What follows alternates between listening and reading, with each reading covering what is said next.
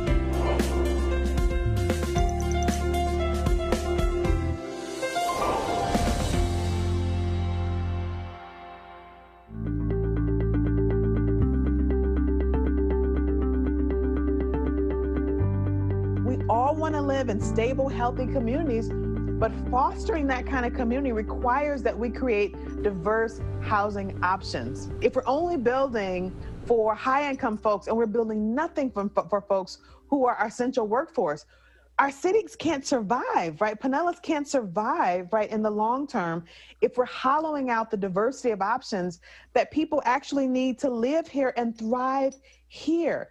Folks all around Pinellas who need affordable housing, not just low-income folks.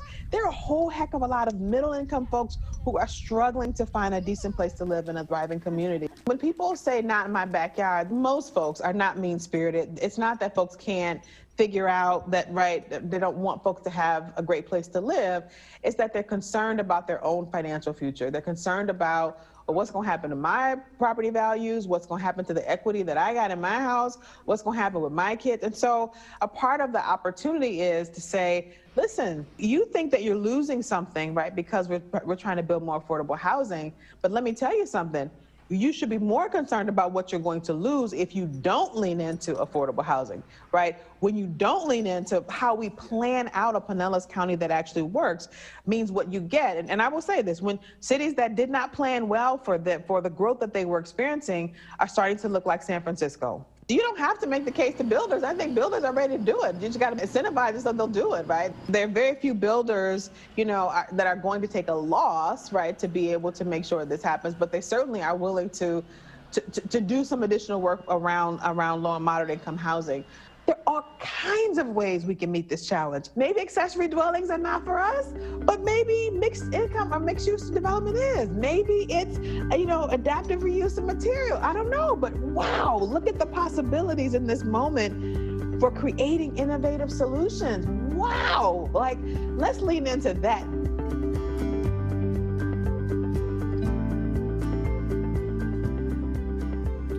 Good morning, everyone. My name is Carol Strickland. I'm the director of the Pinellas County Housing and Community Development Department, and I'm very pleased to convene the Homes for Pinellas Summit of 2023 on behalf of the Compact Partners. To begin the proceedings today, it's my honor to introduce the chair of the Pinellas County Board of County Commissioners and the Ford Pinellas Board, the Honorable Janet Long.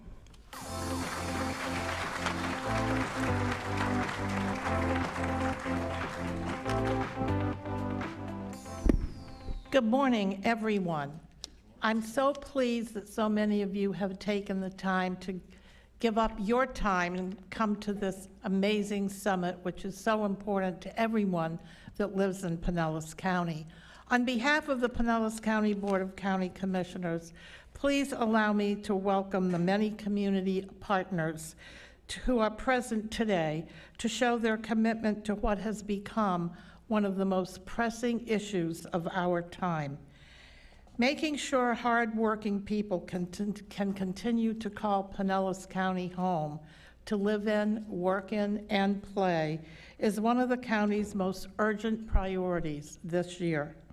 Nearly all of my colleagues on the County Commission are here this morning, a big show of support, our board's support, for finding solutions that really matter and really work for our residents. So I'd like to take just a quick moment to ask them to stand so you all can see who they are. Colleagues, please stand and welcome. Thank you. Thank you. Thank you so much. In this room, we also have mayors, city council members, city managers, and planning staff. Can't forget the planning staff. They're so important to all of the work we do. The mayor of St. Petersburg, Largo, Gulfport, Oldsmar, Pinellas Park, Dunedin, St. Pete Beach, Indian Rocks Beach, Tarpon Springs, and Safety Harbor. In the past couple of years, many of these cities have signed on to the Advantage Pinellas Housing Compact Committee to bring together with us as one county to bring more homes serving all income levels to every part of our community.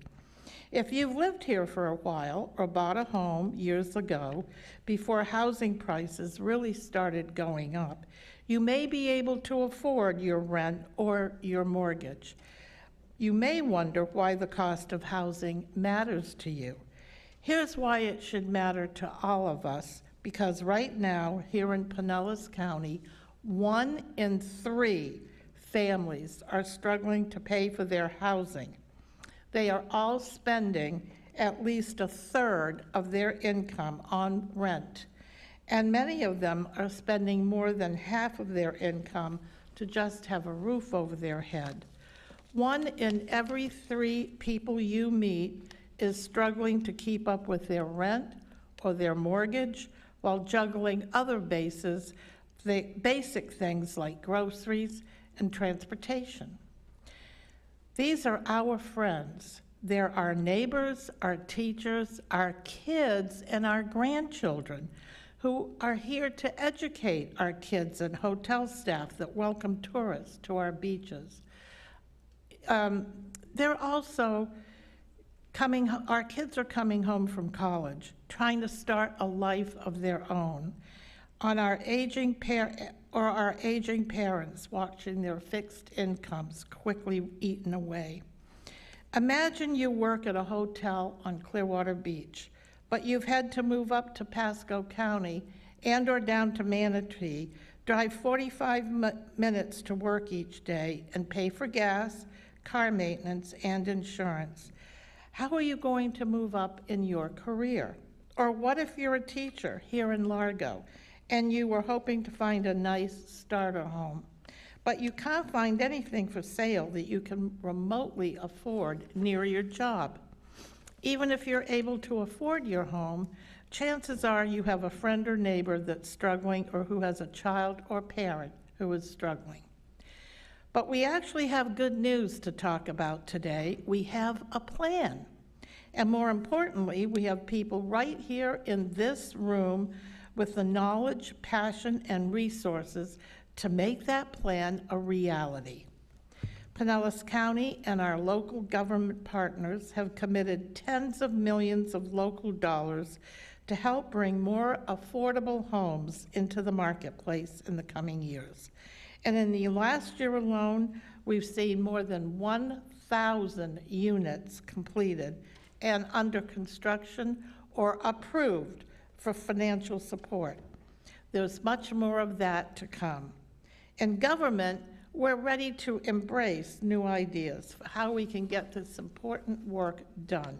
But we need the creativity of our whole community to see this through. I really want to encourage you to get involved today. Now is the time when we need to move outside just the local government box and really start working on ways we can bring the talent and skill of our business leaders, our nonprofits, our community leaders, and others into this conversation. Getting involved is a lot simpler than you might think. Start by leaving your comfort zone. Contact information today that you're going to find here in this room so you can tap into your expertise or take part in one of the working groups this afternoon. Next time there's a meeting in your community, show up and voice your support for affordable housing. Here's the bottom line. Our community is full of good people who are the backbone of our society, who make up the life work and who are fighting to make a home here in a tough situation. If we work together, we can make sure Pinellas is a place that all of us can continue to call home. With a little faith, a lot of communication and creativity, I believe that we can create that future for Pinellas County.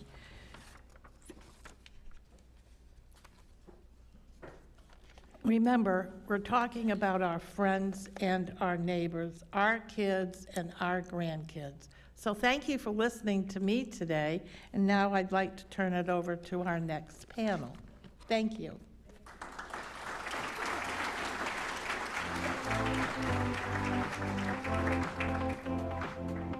Please welcome County Administrator Barry A. Burton.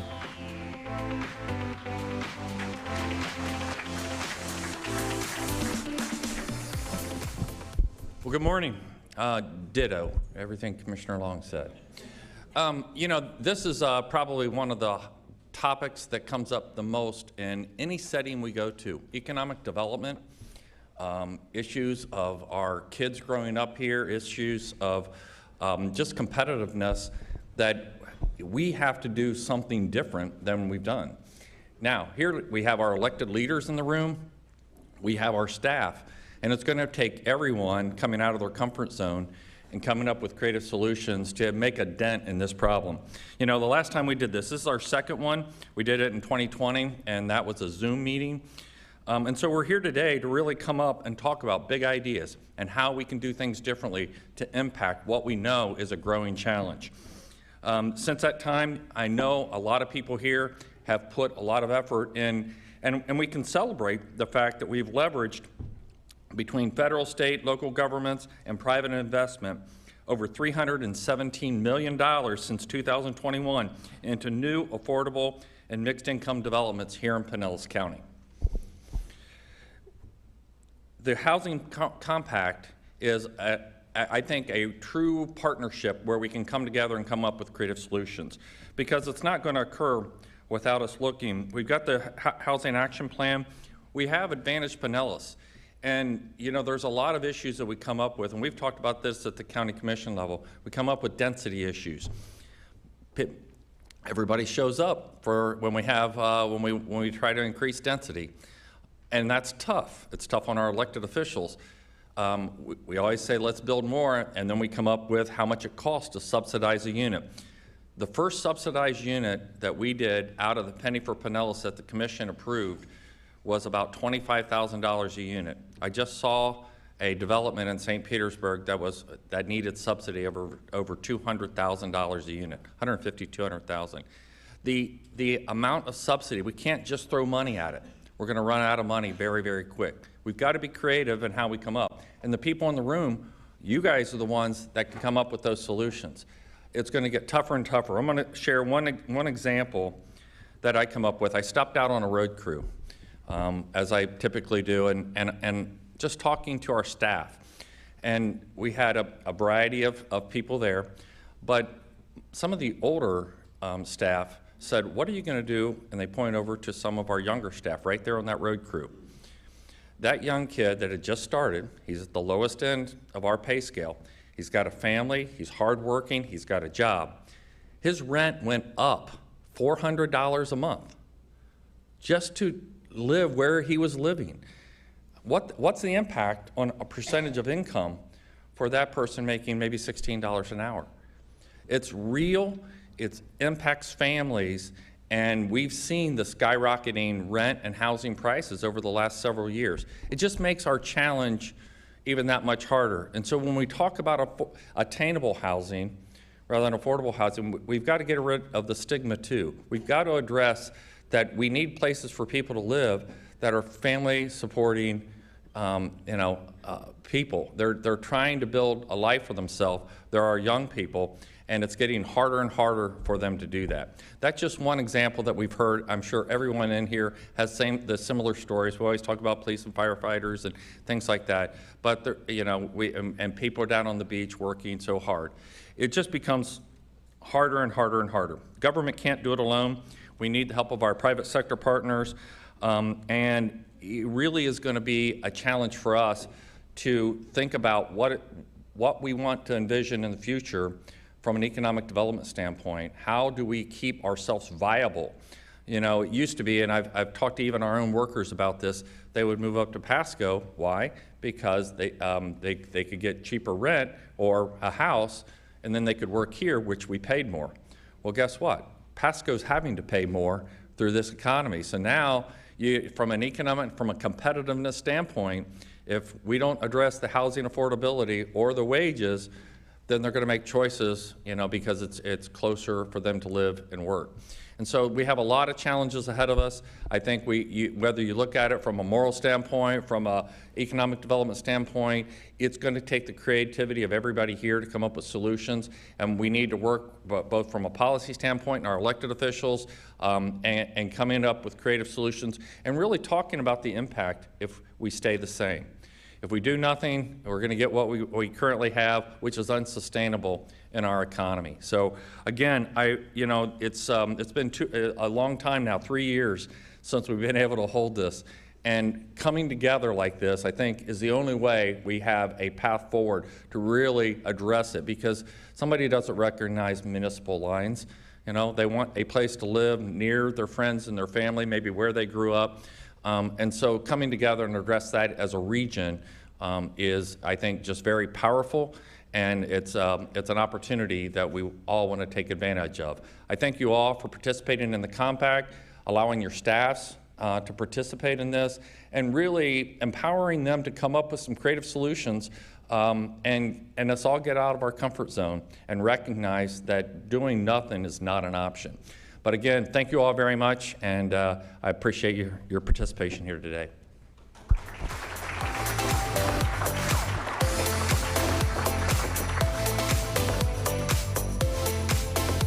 Please welcome Whit Blanton, Executive Director of Forward Pinellas.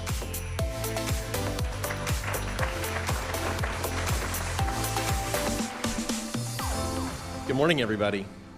It's a pleasure to be here, and I'm really excited to partner with Pinellas County on this important countywide initiative as we take action to address and resolve our significant housing affordability challenges.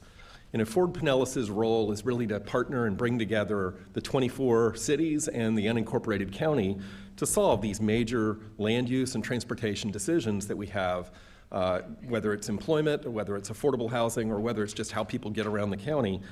This is really the role that we play. We're kind of like, I think, the glue that brings people together, that helps us focus on countywide strategies and accomplishing some big things. One of the ways that we do that is with our Advantage Pinellas plan, which really sets a framework for guiding growth and development, redevelopment in particular, in the right areas where it can be supported by infrastructure, investment, and good transportation policy. We've been, over the last 3 years since the 2020 summit, we've been directing millions of dollars in transportation projects to support and guide quality redevelopment, affordable housing in the right areas in Pinellas County.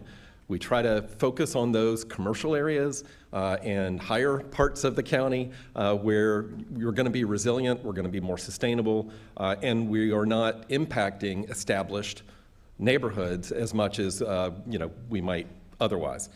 So we really look at those places where change is likely to happen, retail corridors, commercial corridors, and things like that. So that's a big part of our investment corridor strategy.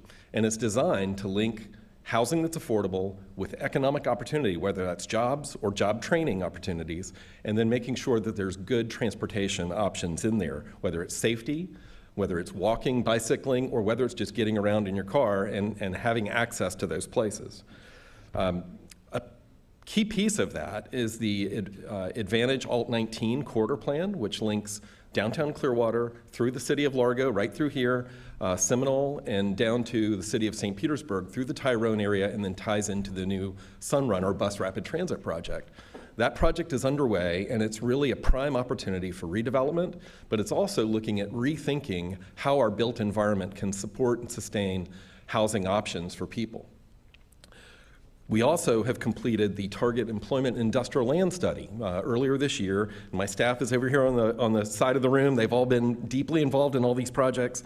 And that TEALS update is a framework for integrating workforce housing into our employment centers so that we can have access to jobs, but also can create the higher density places in our county where walking, bicycling, and transit actually work.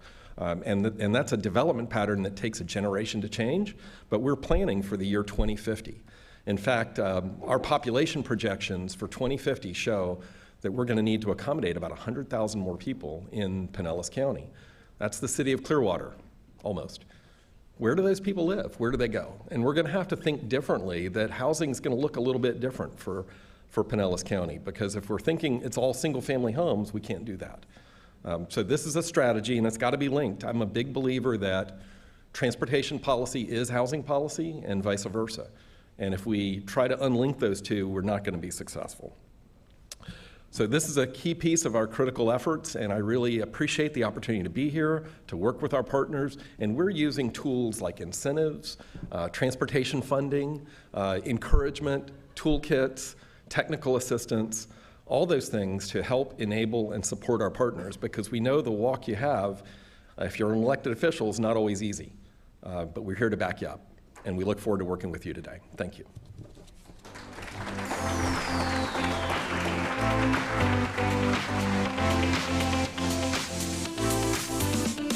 Please welcome Lucia Ferris, Senior Director of Research Analytics and Public Policy at the Tampa Bay Partnership.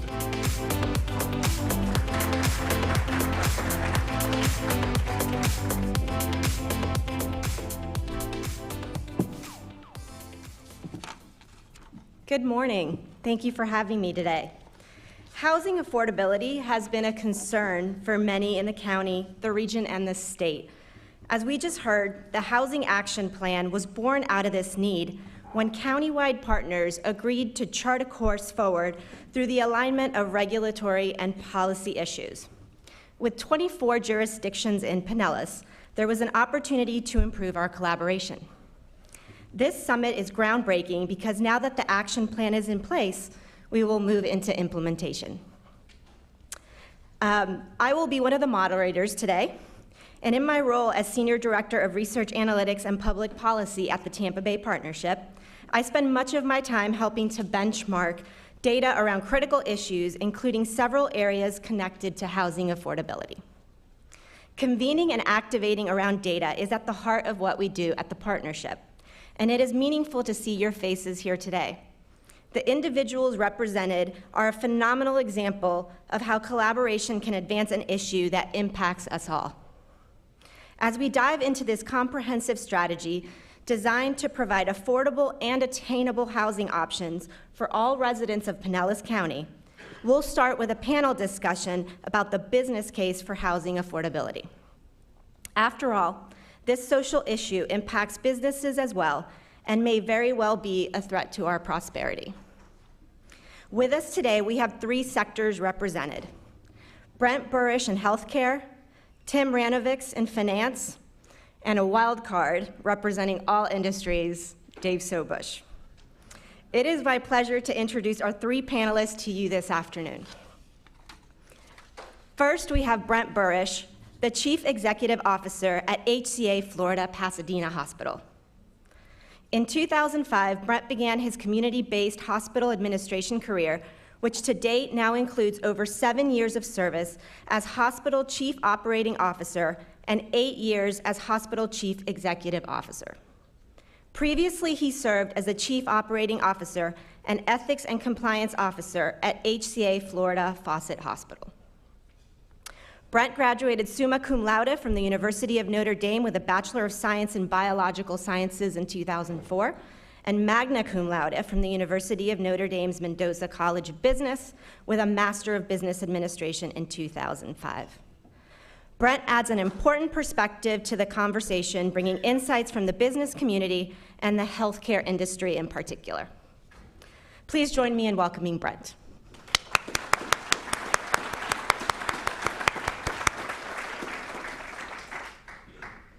Next is a familiar face to many, Dave Sobush. Dave serves as Director of Research for the Florida Chamber Foundation. He is a certified economic developer with over 20 years of experience in economic development research, economic diversification, and resiliency, public policy, and more. Currently, Dave oversees the Foundation's numerous research projects, including the Florida Scorecard, and heads up the Florida 2023 Blueprint Caucus to strategically align the business community with trade associations, local chambers, and business groups who are focused on growing Florida the right way. Dave holds an MBA in Finance and Economics and has a Master of Education in Social Studies Education and a Bachelor of Arts in History. He is a fountain of knowledge for the community on a range of issues, including housing affordability. Please join me in welcoming Dave.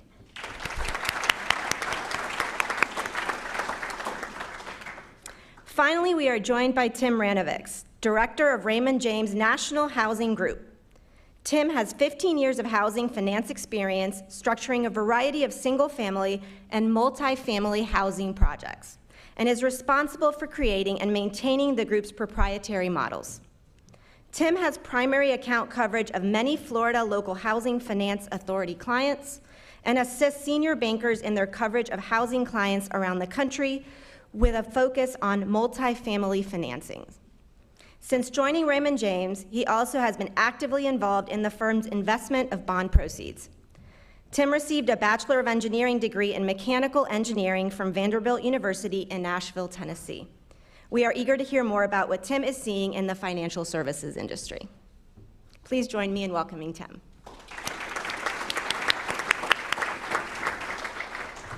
Gentlemen, thank you for being here today. I know the audience is looking forward to your insights, and so am I. Let's get started. To help us set the stage, I'd be interested in hearing from each of you of why addressing the housing affordability crisis is critical to the long-term economic success of the county and of the region as a whole. Tim, let's start with you. Hey, thanks for having me. So as we know, housing affordability, be it home ownership or rental, is a key to positive long-term outcomes everywhere. Quality of life for everyone suffers when folks can't afford to live near where they want to be for family, social, or job purposes. You know, anecdotally, you hear of high-cost areas throughout the state. For years, we've heard of workers, and for instance, the Keys have to travel really far or bust in, which clearly affects their quality of life based on additional travel costs, less quality personal time, and in fact, lost productivity. So it just makes economic sense. And I actually got a note from my boss who's at a board meeting today at a housing issuer who, I think he was talking to a board member who's head of a restaurant association saying in the Keys, the workers are traveling on average like 2 hours, and they're hearing a lot of hotels and restaurant businesses that are shutting down because they just can't get workers. So I thought that was timely, a note to me, so that was helpful. But it's proof that, you know, we focus more on the lower area median income and middle income folks, rightly so, but it's truly a problem across the socioeconomic spectrum because even areas we deem as wealthy areas will eventually not be the destination that folks think they are if restaurants can't have their workers, or there's no hotels, or you can't staff for new small businesses trying to open. So it becomes an issue across the spectrum. So we won't be the sustainable community that we're trying to envision. And moreover, the cities and counties, to grow their tax base, to afford to pay for these kind of services going forward, need to attract new businesses and to serve a growing community. If you can't find the staff, they'll look to other parts of the state or other states in general, and it can lead to an economic stagnation, at least from the potential of where we could go as a state. So for it to thrive, we need to, across the economic spectrum, we all serve the role of finding those workers, making sure they can have affordable housing. Nursing care is also a big one in Florida, of course, but just to serve a functioning and workable community for society at large. Thank you, Tim. Dave, your thoughts? So looking at it from a state perspective, at the Florida Chamber Foundation, we are the research and development arm for the Florida Chamber of Commerce. We work on a 2 to 20 year time horizon. And many of you in this room participated in the 2030 Blueprint Caucus meetings that were held in 2016, 17, met in each of Florida's 67 counties, met across more than 10,000 Florida leaders like yourselves. Came up with a big goal in that process, which is to grow Florida's economy by the year 2030 to the 10th largest in the world. Tom Morissette's not allowed to answer this question, but think in your head, think of the number. Like if Florida was an independent nation, where would we rank in terms of global economies? And just think of that number. And I'm going to tell you the number is 16. We're the 16th largest economy in the world. We're larger than the Netherlands. We're larger than Switzerland. We're larger than Saudi Arabia. We're just slightly smaller than Mexico. To get to number 10, we're looking to grow the economy to the size of South Korea. And we're not going to be able to do that unless the economy is firing on all cylinders and everything's clicking. And that's not the case right now. I'm going to share some numbers, and it's not that I want to encourage higher unemployment rates, but when you have unemployment rates in the state of Florida of 2.6%, and in Pinellas County of 2.4%. And as my colleague mentioned, in Monroe County, where Key West is, it is 1.5% unemployment. That is not an economy that's firing on all cylinders. Across the state, for every 100 open jobs, there's only 70 people looking for work. And here in Pinellas County, for every 100 open jobs, there's only 60 people looking for work. And that's driving a lot of pressure into the wages. When supply exceeds demand, prices go up, and we're talking about the price of labor. And reports that just came out today, the Federal Reserve is very concerned about the increase in wages that we've seen, because that's what's driving a lot of the inflation. And the Fed has a dual mandate of course, keeping unemployment low and keeping inflation low.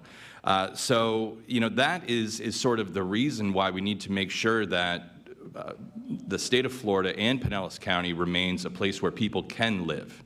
And we've seen this borne out in the housing market, of course. We've seen on the single family side, we've seen days to contract increase rapidly over the past year. We've seen days to sale increase rapidly over the past year. But we have not seen a decline in price. So this is different from the Great Financial Recession. This is, nobody wants to leave the warm, loving embrace of their 2.9 fixed 30-year mortgage to get what's on the market today. And so as a result, we've actually seen prices in the past year increase, and statewide, the median sales price of a single-family home is $405,000. Okay, so half are above and half are below. Here in Pinellas County, it's $445,000 is the median sales price. So think about the employment mix in this community and in the state, and whether or not those folks could be able to afford, or what level they'd be able to afford within that housing structure. Dave, let me come back to you for the demographic economic trends, and then get some more insights on that. Sure. Thank you. Brent, your thoughts as to the long-term economic success of the county and the region as a whole in terms of addressing the housing affordability crisis. Yeah, good morning. And I'll take you back on a story going back to spring of 2020, the start of the COVID pandemic, and tell about an 18-year-old young woman who grew up here in Pinellas County. She was a senior in high school, and like most of us, her world got turned upside down. No in-person classes, no prom, no in-person graduation.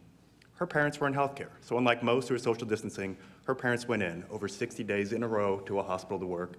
She saw the phrase healthcare hero. She was inspired. She changed career courses, wanted to be a nurse. Pivot real quick. HCA Healthcare, the company that I work for, I have the privilege of being the CEO at HCA Florida Pasadena Hospital in South Pasadena between Gulfport and St. Pete Beach. We have 4 hospitals here in Pinellas County, 3 in Hillsborough, 180 nationwide, as well as a home health care company here, urgent care companies, freestanding ERs, assisted ambulatory surgery centers, and more. In this county alone, we employ more than 3,000 people. But going back to this 18-year-old, she decided she wanted to be a nurse. HCA Healthcare also is the largest teaching program in the United States, both of graduate medical education for physicians and through the Galen College of Nursing, over 18 campuses nationwide to train nurses. We already heard, and thank you, that there's a shortage of nurses, over thousands in this county alone, over hundreds of thousands nationwide. And in Pinellas County, in Pinellas Park, on the campus of HCA Florida Northside Hospital, is Galen College of Nursing. So she went to school. Within 2 years, she had an associate's degree. She could work as a patient care technician in a hospital while finishing her education. She worked nights and weekends, made about $17 or $18 an hour, lived at home with her parents as she was finishing her education. And a year later, she was a bright student, compassionate, accelerated, became a nurse. She works now in the north part of Pasco County with our company, because that's where she found affordable housing. And this is someone who now makes probably in the range of $65,000 to $70,000 per year. It's the type of person you want to attract, that we pay thousands of dollars a month to advertise to attract to this county. She grew up here, and she decided that the housing affordability made it worthwhile for her to leave her home, travel about 40 miles north, and make that her new home. Her fiance, now husband, grew up in St. Petersburg, followed her, and this is where they're establishing their roots, their friends. So for us, it's a long-term sustainability as employer, whether it's entry-level jobs, whether it's middle income, whether it's up to physicians. We have a physician executive who just left Treasure Island to move to Parrish because it was worthwhile for him to travel 45 minutes because of the affordability of housing there compared to what's in this community. So for us, it's a sustainability of continuing to attract the people you all want to give you health care while making sure that we can continue to develop services. Thank you, Brent. So Dave, you know my love of data. So I want to go back to you and talk about some of those population trends in Florida and the housing costs and how it affects our economic development. And as many of you know, Dave is my predecessor at the Tampa Bay Partnership, and he was instrumental in the creation of our regional competitiveness report, which you saw many of those statistics here as you walked in on the screen. So we compare Tampa Bay against 20 peer and aspirant markets, and with Dave transitioning to the Florida Chamber, I have had big shoes to fill. So with his wealth of knowledge, I want to turn to him again and hear some more about those statistics that are driving some of our housing costs and affordability issues. Well, thank you. And it's only like a size 11.5, so it's not even that big. And many of you in this room participated in the creation of that regional competitiveness report as well, so that should not go unsaid.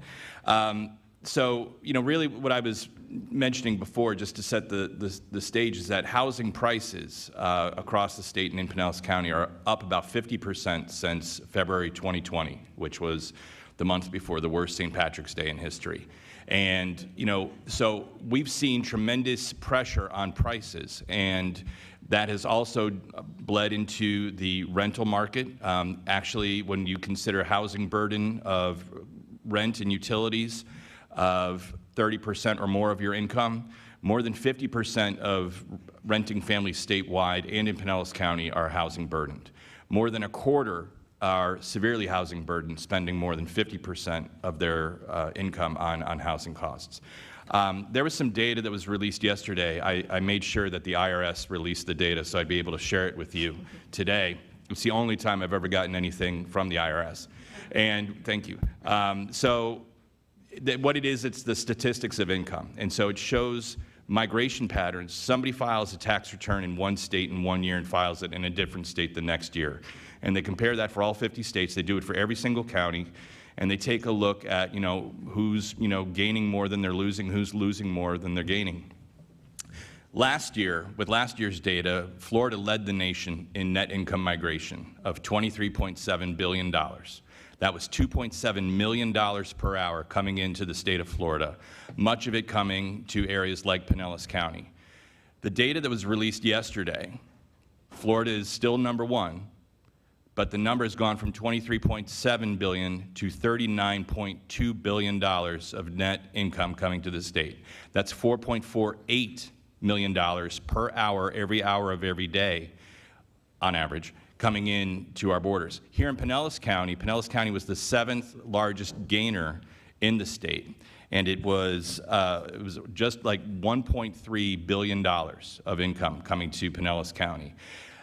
When that kind of money is coming into the county, it's great, but they're going to want housing, and they're going to be able to, afford to pay for it, and that's going to drive up the prices. And so we see a lot of that, spreading not just here in Pinellas County, but across the region. Just behind Pinellas regionally was Manatee County. Sarasota was in there also as well at number 3. And so, really what we're taking a look at there is the demand side is really pushing up the prices for a lot. And there's no less demand for the services, as was mentioned earlier. Statewide, we expect this to continue, right? Because by 2030, we're going to expect 2.9 million more people in this state, and about 95,000 more here in Pinellas County. We're going to have 40 million more visitors in this state by the year 2030, right? So that's going to be 180 million visitors a year to this state, which is 500,000 people waking up in Florida every day that don't live here. And it's really more like 1.5 million people waking up between March and April that don't live here. And there'll be 2.5 million more drivers. So all of these are pressures that we need to consider, and housing is an important part of the mix for all of it. Those are staggering figures, Dave. Thank you for sharing that. And as you all know from our latest data on the Regional Competitiveness Report, we are number 1 in the country of those 20 markets that we tracked, number 1 in Florida in terms of net migration. So home price appreciation comes right along with that. Tim, I would love to hear your thoughts around the potential negative outcomes. In your opinion, what will happen if we don't successfully address some of these issues? Yeah, I mean, as the stat was mentioned, your first mortgage went from 3%, and now it's somewhere around the 6% range, which is multiple $100s every single month going out the door. And it's worse for renters, right? I mean, if their ultimate goal, not everybody's goal is homeownership, but if their goal is to save up a nest egg so that they can have a down payment on their house down the road, they're clearly not going to be able to save up for that. Another negative impact, I think in general, if you're a current homeowner, you love price appreciation. You're looking at Zillow, you're hitting refresh all the time. My wife and I are looking at the app, so hey, this is great. But we bought that. We did the standard thing. We moved to Florida. We rented for a couple of years, bought what we thought is a starter home. And we're very fortunate. We own the home. We're not being forced to move. We do have a toddler now, so looking at a slightly larger house. What if we want to expand the family? Looking at those next level houses, we're like, nope, not going to happen. And that's a minor case. But what we're not doing is, so if we bought a starter home, we're not moving out of that starter home for the next first-time home buyer to come in and start their, building of equity. And people throw around generational wealth tied to home ownership, right? And if we're staying in our starter homes for 20 years, you're not giving the next folks the ability to do that. And also, when you try to sell your house, what is that equity actually getting you? If you're going into a house that's twice the price of what you sold yours for, unless you're downsizing and you're at the time of life where you're downsizing, that's just not going to happen. So I mean, the negative impacts are, you clearly have less disposable income, and so it can create kind of a downward economic spiral, right? You're spending less consumer spending at your restaurants, at the shops nearby, at your small businesses that are trying to start up. I mean, COVID exacerbated that problem, but you'll see the same building have 3 or 4 different small businesses. Not every small business is clearly going to work, but if people have less disposable income, you're going to have less people start those small businesses, which is a big driver of economic growth. Thank you. And Brent, you spoke earlier about the affordability impacting the region and particularly the county's ability to attract and retain talent. Can you speak more to that? Can you give other examples of overall how it's affecting your hospital and the industry in general? Sure. So as a hospital, obviously we cover all levels of employment, from entry-level jobs, food services workers, housekeeping, to physicians and high net worth individuals. All of them have been impacted by this.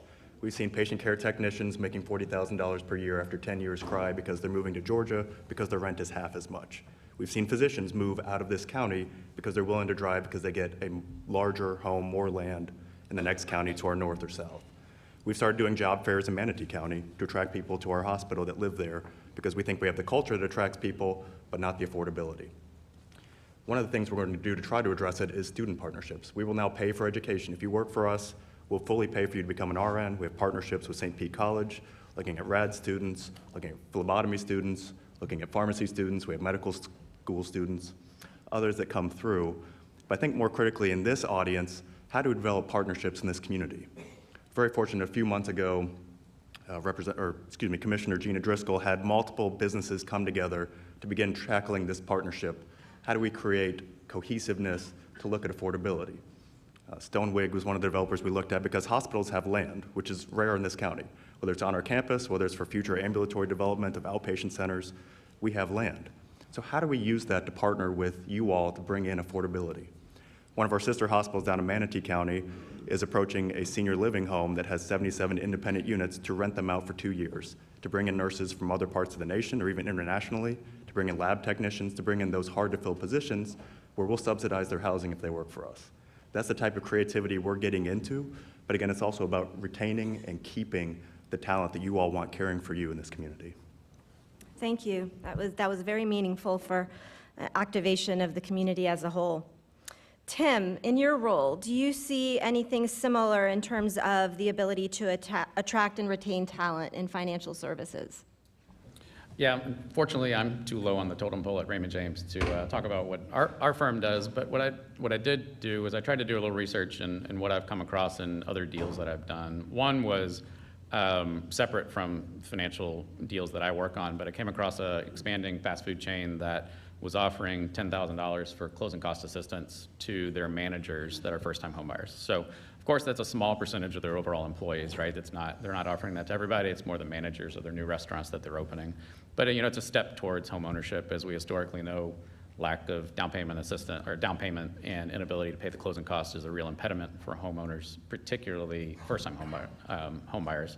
Of course, that's exacerbated now with extremely high interest rates compared to the past few years and just lack of any kind of inventory. But another interesting program, and not saying this is the end-all be-all, and I know there's a lot of developers in the room who would see multiple pros and cons on something like this, but we're actually working on a 240-unit deal in Nashville, and part of that financing is Amazon's actually coming in with a really sizable subsidy into the deal.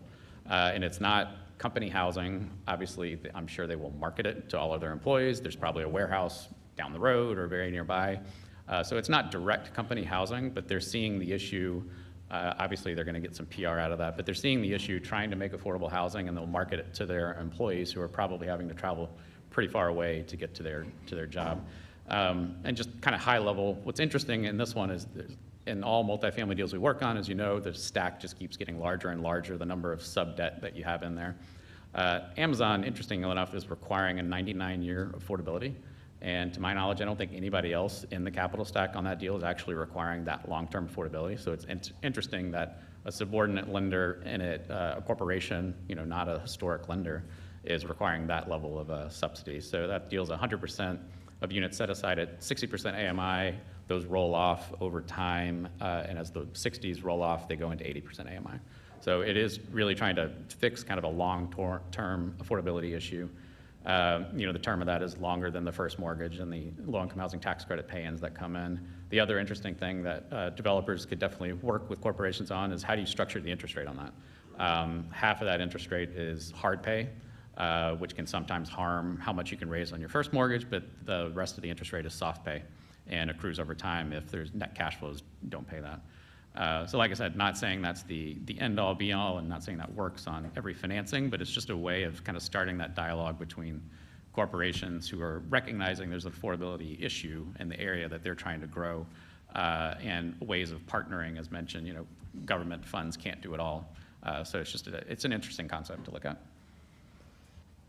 Thank you. And Dave, turning it over to you from the bigger macro view of all industries, how do you see the private sector in general getting more involved, in addition to some of the comments we heard from Brent and Tim? Are there opportunities for the private sector to better align these efforts to address housing affordability?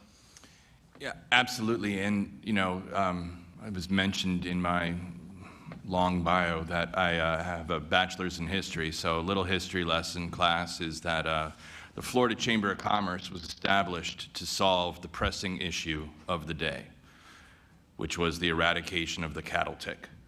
So it was the cattle tick eradication committee was the first nucleus of the Florida Chamber, and since then, we've been uniting business for good in the state of Florida.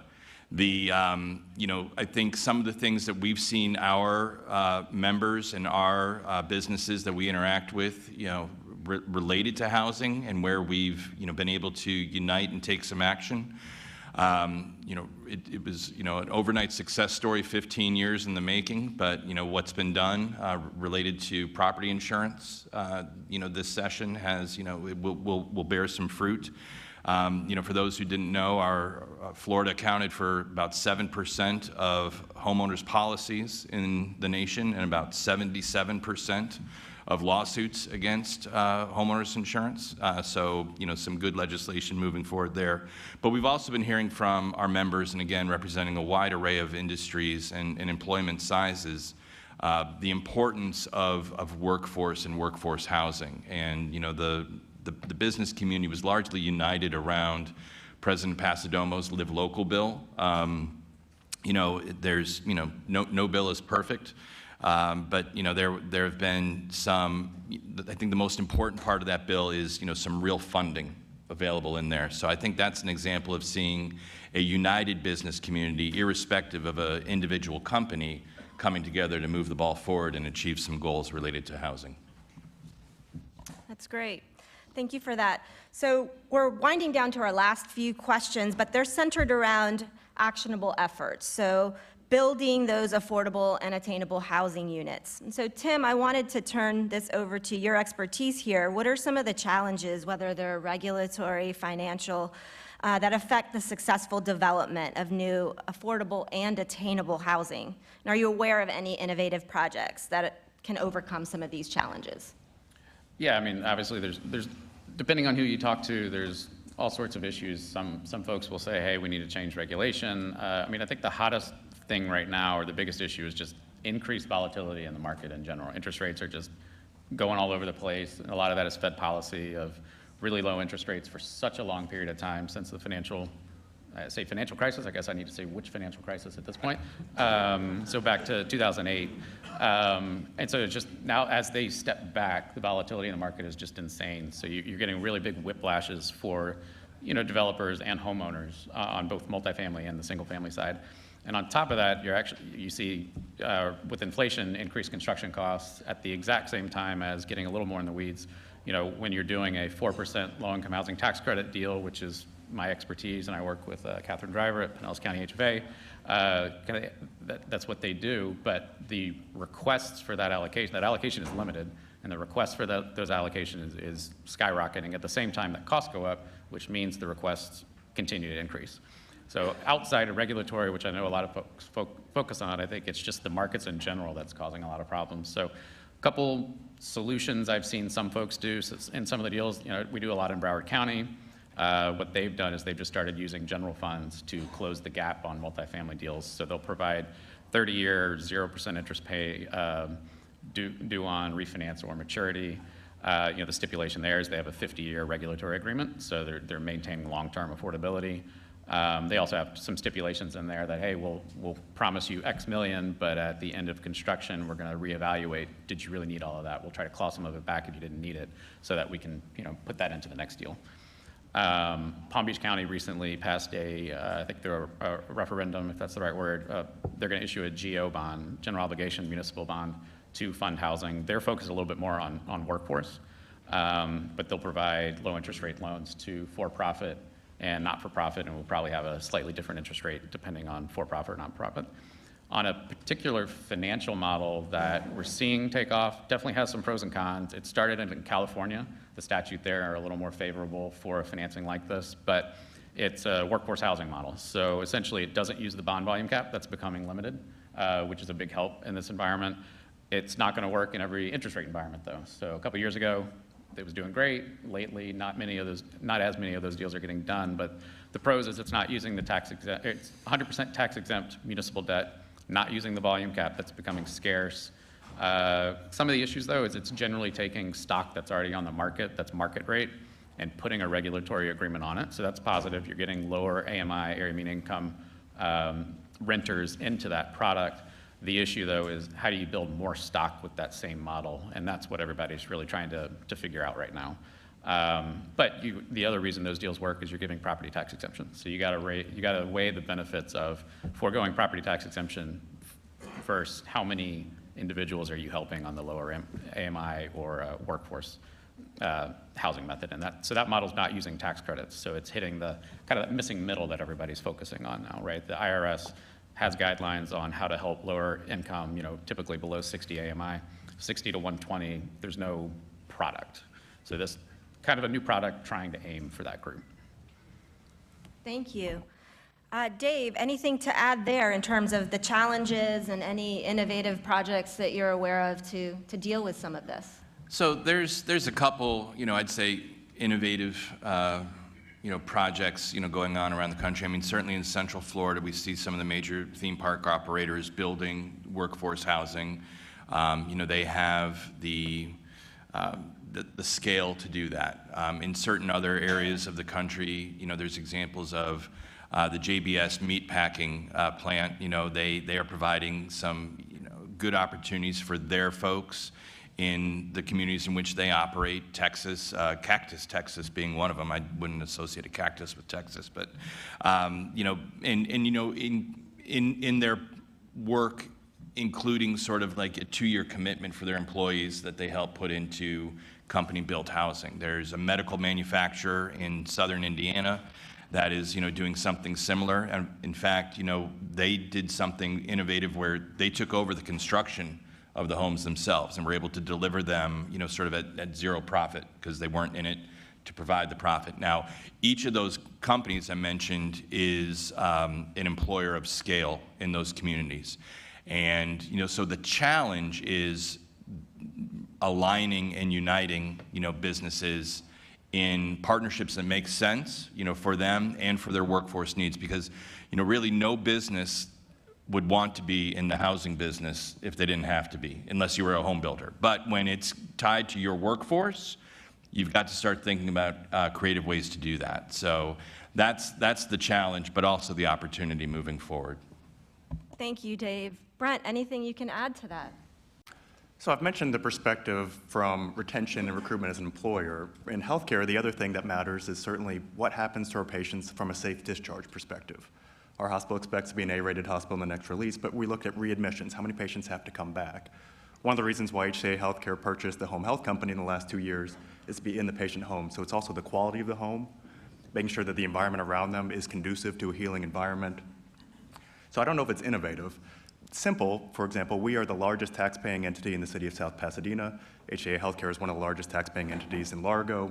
We have 2 hospitals paying into St. Petersburg as well.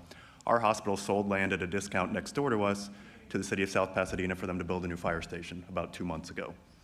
Again, we have land, we have opportunity, but for us, we know healthcare. We have great quality outcomes, we have compassionate caregivers. I'm very fortunate for the facility I serve.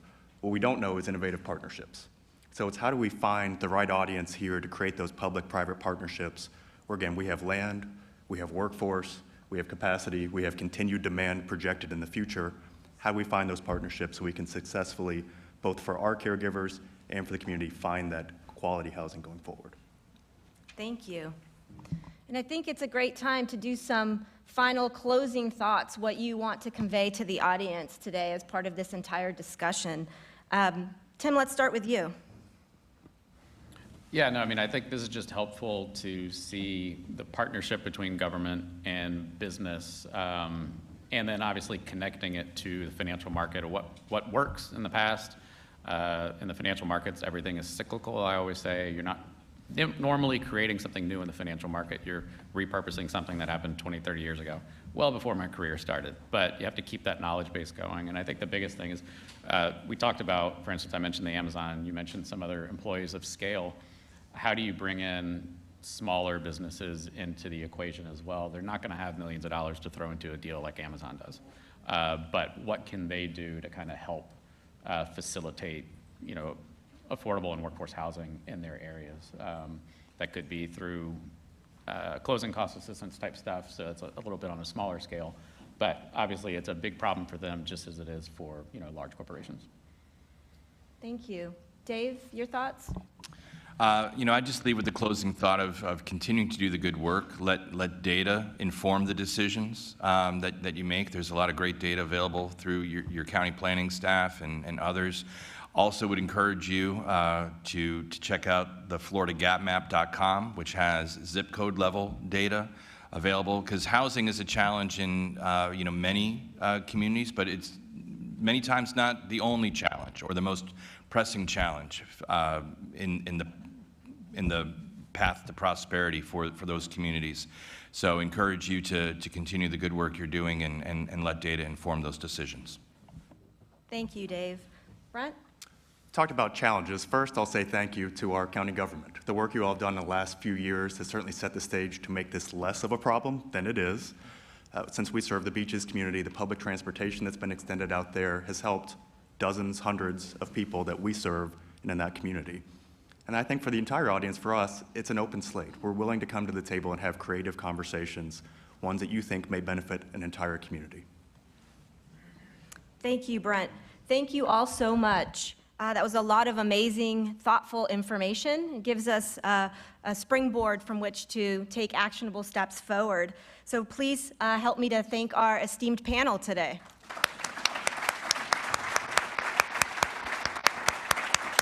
Actually, gentlemen, if you could just wait 1 minute, we're going to take some questions from the audience. So no hard questions today, right?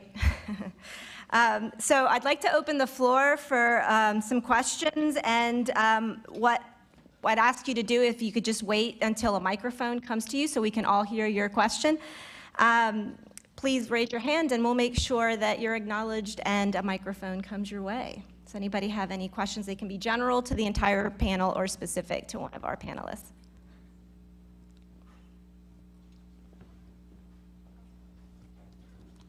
I got it, Linda. Great, thanks. Hi, my name is Beth Davis from Clearwater, but my question is, where's the money? So you talked about small business, big business, and your goals, but where's the banking industry in collaboration?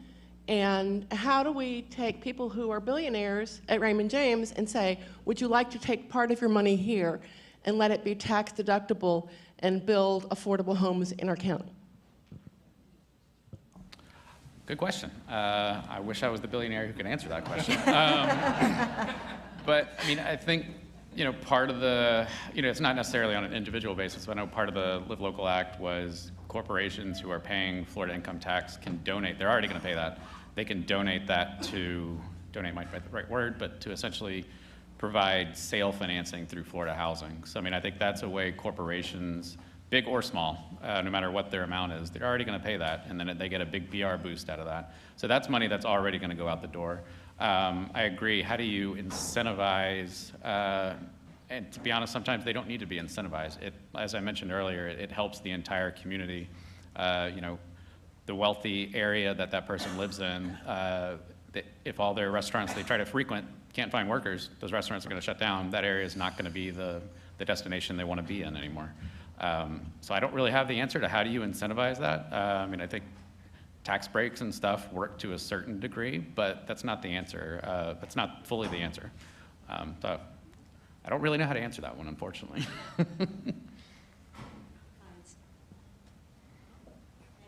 Hi, Dave. This is for you. So my question is you talked about immigration and what's going on and how we're fortunate because we're bringing in so many people into the communities. But what's the nature of those individuals? Are they coming to work and that's helping with our unemployment crisis of being so low?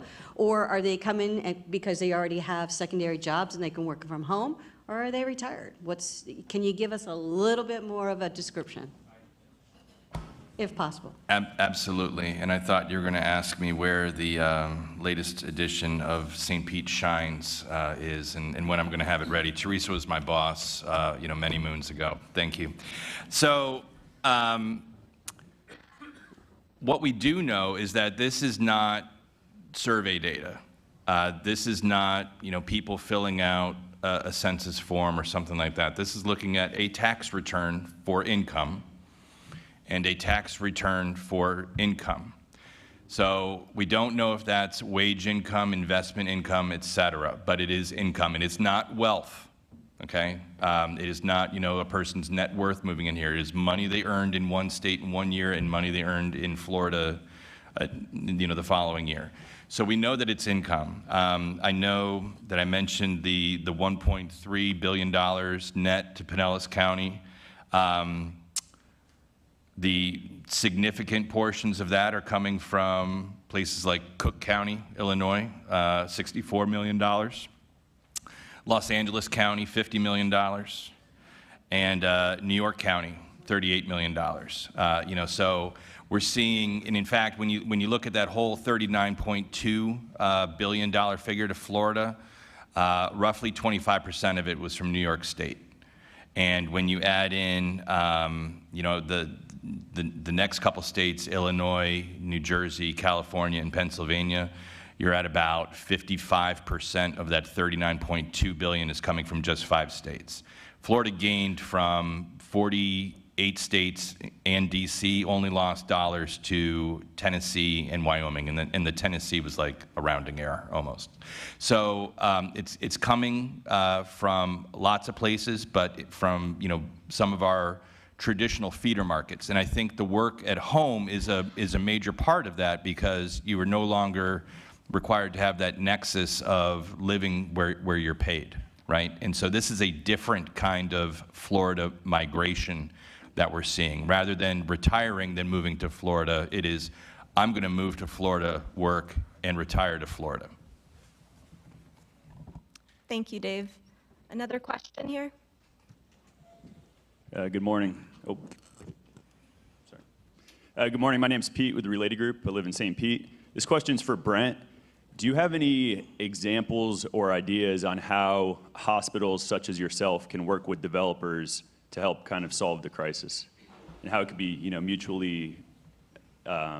mutually good for both parties?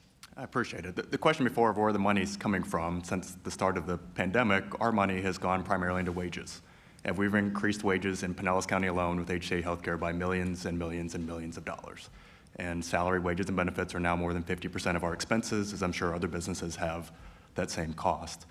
For development, when we met with Stonewig, when Gina Driscoll brought businesses together, we started looking at best practices from San Jose, California to Virginia to others, where perhaps we give land to a developer, they develop, and there's a floor that comes back to the hospital, as a straightforward example. And maybe that does or does not make sense here in St. Petersburg.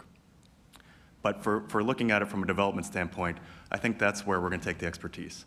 Hospitals are great at healthcare. We are not good at real estate. We need to own that. It's real, but we own land. And especially in this county, land is at a premium. Whether it's on our campus, where we know we've got the employment base, whether it's seasonal or whether we're bringing in people from other parts of the nation, apparently Illinois, it sounds like. We have someone from every orientation class from somewhere in the Midwest and somewhere in New York without fail. So how do we find where we can find that partnership? But for me, it's going to come down to the land that we own and the partnership with a developer that knows that side of the business, where we can partner to have a business that perhaps is part medical office, part residential. We've had those conversations with a developer on our campus where we've got a medical office building that's about 80% capacity, but still has about 5,000 to 8,000 square feet of empty space. What can we do with that? Does it make sense? Would we be allowed to make that a residential space? So again, I don't know we've come up with an answer. We've got a few ideas such as that percolating. Thank you, Brent. I think there was another question. Good morning. My name is Ismael Torres with Suncoast Credit Union.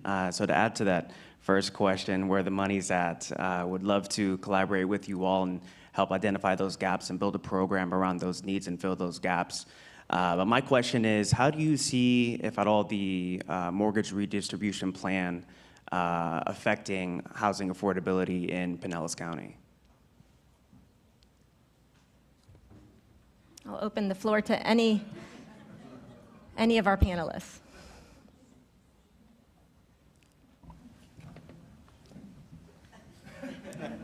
The first step would be to educate myself on the mortgage redistribution plan. Can I get a brief synopsis and then 30 seconds to tap dance to an answer? Did I say that out loud? Sure. Well, it's something that I just came across this week as well. So President Biden plans to, I guess, redistribute in some way, whether it's for if you have a higher score, higher down payments, your rates go up, lower score, lower down payments, the rate would go down, making it more affordable and redistributing that wealth. 20 seconds. I'll jump in real quick if you want. So I mentioned how important retention is for us and how we've seen some people leave this state, even if they've been tenured here, for affordability of housing. We met with Deborah Strickland and heard how Pinellas County has developed a program, and I hope I'm summarizing this correctly, where if their employees go through a financial literacy course, they receive some money back.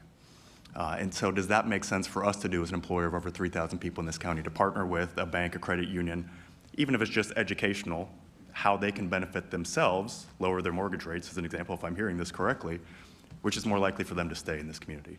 So we bring in the experts, which is you all in this room, into our employment base, whether it's new hires, whether it's tenured individuals, so that they become more aware of what's available to them, and that increases the likelihood of them being able to afford staying here.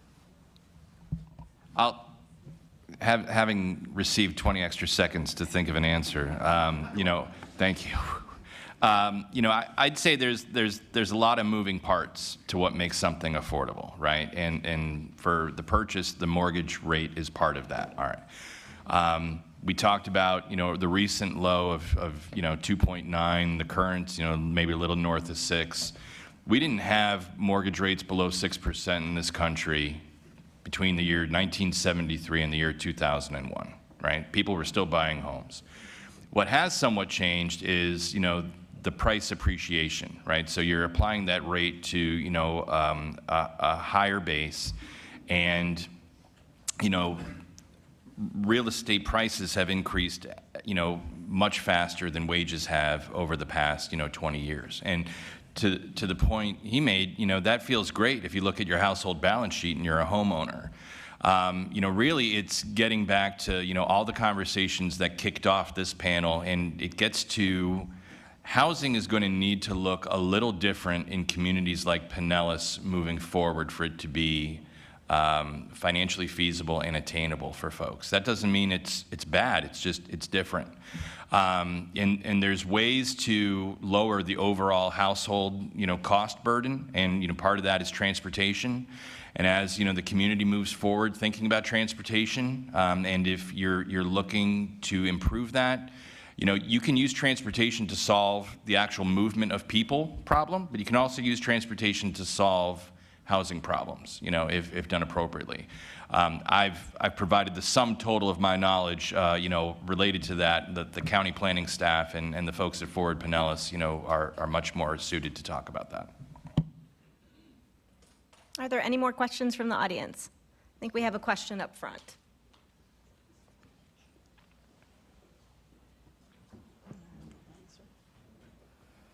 Thank you. Dave Eggers, Pinellas County. Just a quick question on, say, down payment forgiveness program. Again, I'm thinking about it more from a business perspective than, and you talked about retention and the commitment of businesses to helping with down payments for individual folks that work for you. On a much smaller scale, we're trying to recruit a pastor to our church. So we've got a salary that makes it livable, but trying to get him into a home is difficult. So what we're talking about is a forgivable loan if he stays for a period of time. So you get the kind of a back-ended retention benefit from it, but you're really trying to make it affordable for the person to just actually survive or get started and then survive. So. Yeah, I'll jump into that, and I think businesses are going to find creative ways to lead and to solve their challenges that they have. We did not have, generally speaking, in this country, healthcare benefits until there was a wage freeze, and then when employers were trying to figure out how can we increase our competitiveness in attracting employees, they said, well, we'll add in health benefits, right? And so that's where you saw that start. That was in the period immediately following World War II. And so think about, as an employer, the benefits you offer. You do that to remain competitive. And it may be that to remain competitive, you need to do something. And this is exactly what that JBS meatpacking plant did, is they said, hey, listen, we're going to offer this as an incentive for you to stay and grow and work at this company.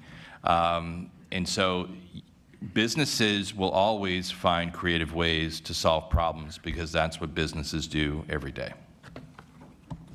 The other benefit of, forgivable down payment assistance over time, from a financial standpoint, you can structure that as a grant where it's forgivable day one. That worked for a long period of time when you could raise a lot of money in the financial markets. You can't do that right now. So structuring it with some kind of a second mortgage that, if they move in the first 5-10 years or whatever, you get some of that back. Not really as a penalty to them. It's more that you recoup some of that to where you can then use that again in the future because, for a lot of folks, they're not, corporations, they're not swimming in money. So being able to recycle some of that benefit, but it's still on the front end, it's a benefit. That person, generally, I think from the financial side, when we talk to our mortgage servicers that service a lot of the loans and pools that we make through our line of business, I think the average sale is 7 years.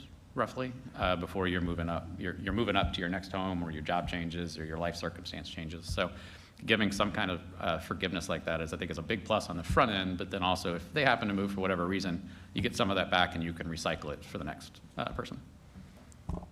We have another question up front.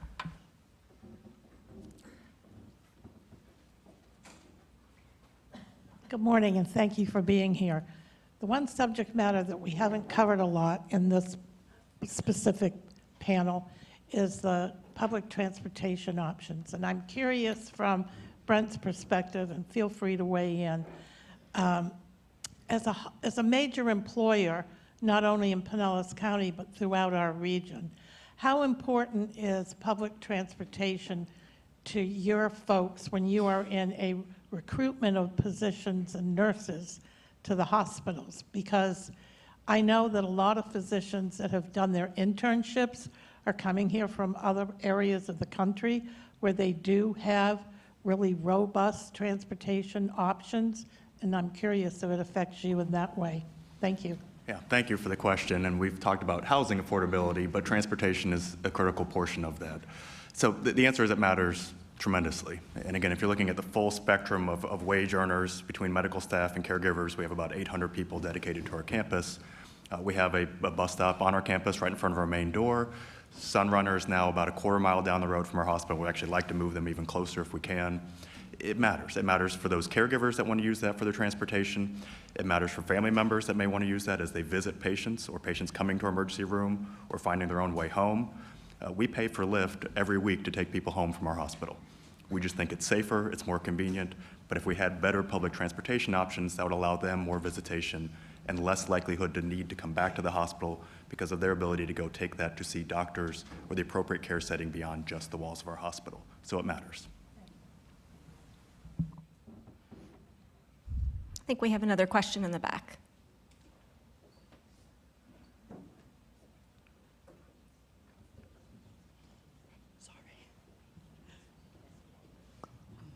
Good morning. My name is Joanne Nesbitt, and I am president of a small nonprofit in South St. Petersburg. But my question is for Brent, as a owner of lots of land. I think the real urgency here is your employees. And I don't know where your land is, but one of the things that might be missing here when we're talking about economics and things like that, there's a real gap, wealth gap in Pinellas County, probably in this country, with minority homeowners and non-minority homeowners. So my question is, when you are looking to develop your land, are we looking at rental? Are we looking at to make that into multi-units that people can purchase so that we can have attainable homeownership for your employees, which number one would drive wealth in those families? I just wanted to ask that question. Yeah, it's a great question, and thank you. So I think prior to maybe a year ago, we were looking at it strictly from a healthcare perspective. Urgent care centers, surgery centers, assisted living facilities, centers along those lines. That's what that land was and partially still is designed for. Again, hospitals know healthcare well, we're not real estate, it's not our core business. Given where housing is in this community is causing us to start looking elsewhere. How do we expand this beyond just healthcare to attract, retain, and keep people in this community? So I think the short answer is we're willing to be creative, it's all on the table, we're going to have a partner. We're not gonna do this by ourselves. I think probably important to note that while we belong, HCA Healthcare, the largest healthcare corporation in America, and the resources that come with that, we also have a local board. So my hospital alone has 13 board members, 6 local community members, 5 medical staff members, myself, and 1 individual from our company. And so they will be a part of this decision. What do we do with that land? What is the greatest benefit for the entire community? Yes, our caregivers, but also the entire community. Maybe it's healthcare services that are needed in that area. To answer your question, we own our campus, a tiny space next to it, and about 6 acres in Tyrone, and that's what we own. I'm one of 4 hospitals in Pinellas County with HCA Healthcare. I don't know actually the full gamut, but there's quite a few of healthcare settings. It's also land that maybe need to be redeveloped, and how do we make that the most important? So I don't have a direct answer other than say this conversation has shifted a lot in the last 10 to 12 months. Our local board will be part of the community response of what is the best use of that land going forward. Thank you. I think we have time for one more question. Good morning. Robin Fiel, I'm with Synovus Bank, but I'm also on the board of the Pinellas HFA and the Clearwater Neighborhood and Affordable Housing Advisory Board. And I just want to clear up something that somebody else said and maybe help you, Dave. The mortgage redistribution plan that was mentioned really has to do with Freddie Mac and Fannie Mae. Came up with new numbers in January to reallocate how they charge people to get their interest rates, depending on how much money they put down and what their credit scores are. Today, it actually, like I said, it started in January, but lenders have been using it for a while. It hits with loans that are being delivered to Freddie Mac and Fannie Mae starting next week. So anything that's already closed is probably has been hit by that. And it's basically, if you have a higher credit score, you're still getting charged less than if you have a lower credit score. They've just tweaked it a little bit, that they raised it a little bit for the people with the higher credit scores, lowered it a little bit for the people with the lower credit scores, but you still need to have a higher credit score to get the better rate. That's it. Thank you. Please join me in thanking our esteemed panelists today. Thank you, Brent, Tim, and Dave. So it's clear that housing affordability is a critical issue to our community and key to economic development. Innovation will be key to look for bold new ways to deliver new housing options, but this discussion in this room gives me hope. Successful public-private partnerships and all of the energy here today can lead to meaningful changes. And as we heard, government cannot do it alone. We need all sectors. So as we continue learning about the Housing Action Plan today, I hope you will find a way to add your unique contributions and further these efforts. Thank you so much.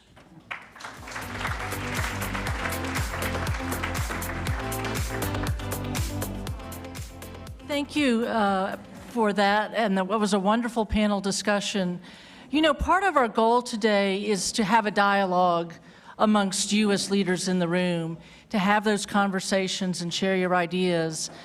We do have some roundtables this afternoon. We hope you're able to stay and contribute to the Housing Action Plan. But also, we have the opportunity right now to take a break.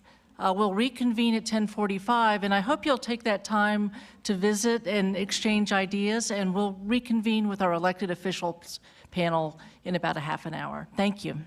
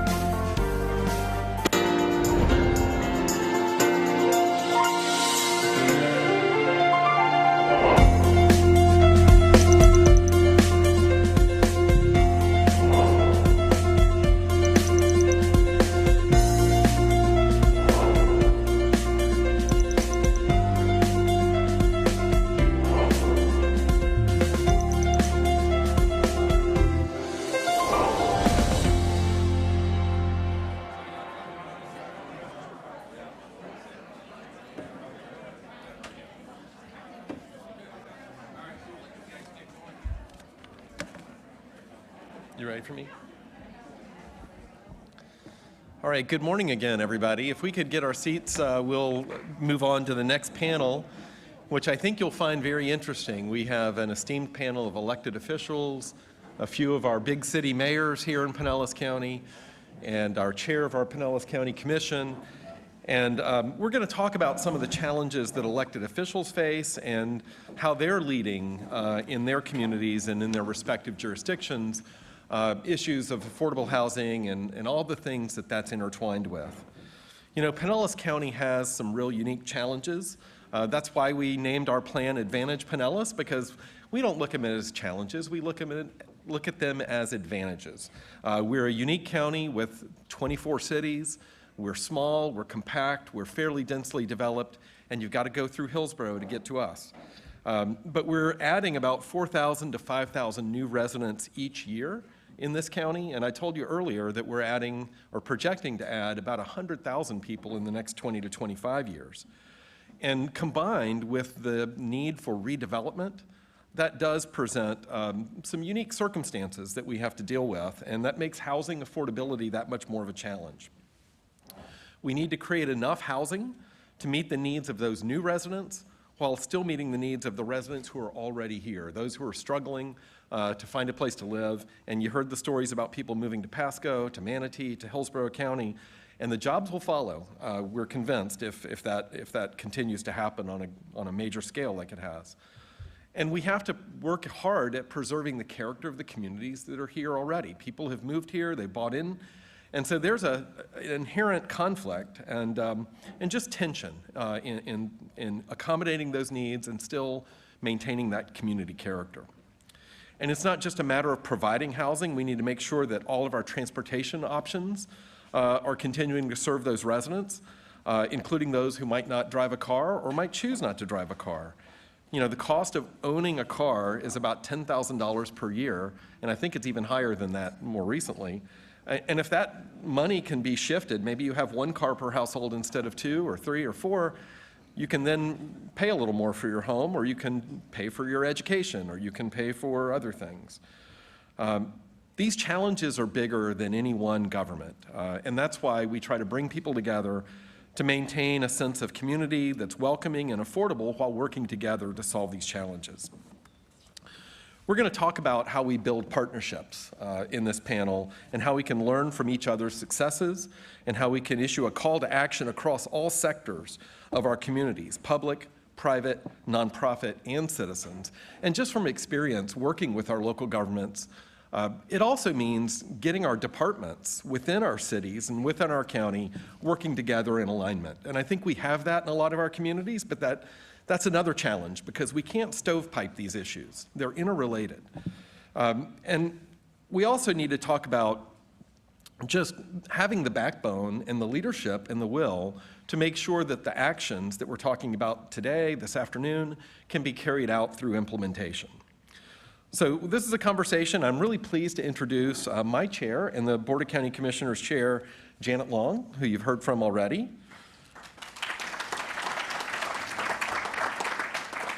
Mayor Ken Welch from the City of St. Petersburg. Mayor Brian Onk Sr. from the City of Clearwater. And Mayor Woody Brown from the City of Largo.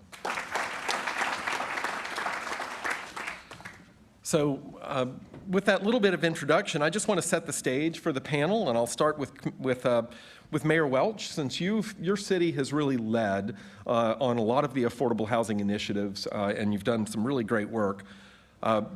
Why is addressing affordable housing critical to the City of St. Petersburg and Pinellas County? And you almost said Commissioner Witt, I caught you. It's great to be here. And I was speaking with a reporter before this, and I was so proud to talk about the partnership we've had throughout this county in identifying the need for affordable housing. And it's not just the moral issue of folks who grew up here, even if they went to Dixie Hollins, can still stay and be a part of the new Pinellas County. But it's also an economic issue, as Whit alluded to. I see a couple of folks here who accompanied the chamber on the trip to Austin this week, a benchmarking chamber. trip, and they were having this as the #1 issue. We talked to the Hispanic Chamber, LGBTQ Chamber, the Greater Austin Chamber, and to a person, affordability was the main issue they were dealing with. A month ago, we went with Global Tampa Bay to London. Guess what the #1 issue was? Affordability. We're driving out the folks, the workforce, the critical folks that make our communities work. Certainly folks that work for our cities, but folks that work in tourism, work in the schools, work in the healthcare areas. They cannot afford to live in our community at the rate of the increase of the cost of housing. So I'm proud of the work that we've all done in Pinellas County over the years. Starting in 2006, we had a forum like this, and out of that came the Housing Trust Fund. We added to that the Penny for Pinellas allocation. The only thing we did not do out of that recommendation was inclusionary zoning, and that's been undercut at the legislative level. But we just have to make it a priority. One of the things we heard from the Austin leadership is they wish they had been more aggressive 10 years ago in understanding how important it would be to have a base of affordable workforce housing. And so we need to make it a priority, get past the NIMBY issues, and make everybody understand how important it is, and then actually what affordable housing actually looks like, what we've actually built in our county over the last decade. It's clean, it's safe, it's well maintained, it's where any of us wouldn't mind living. It's not the old stereotype of a project. We have to get past that, but it's vital for our success going forward. Thank you. Commissioner Long, why should this matter to everyone? Can you do your mic? The reason it should matter to everyone, I think, has been made very, very clear. This affects every single one of us. And more importantly, and what I think, I'm looking around this room and I'm seeing folks from all different age groups, and no matter who you are, this is a humanity issue. It's the necessary one thing that if you found yourself deserted on a deserted island, what's the very first thing you would be looking for? Shelter. Before you looked for food, you would look for shelter. So that's my answer to why it matters. And to the point about how difficult it is and the challenges that we have, to me, it also presents opportunities. It presents opportunities to begin looking at things in a different way. It forces us to be a little more creative, and it also makes us move beyond our comfort zone. Commissioner Welch mentioned the Global Tampa Bay trip to London.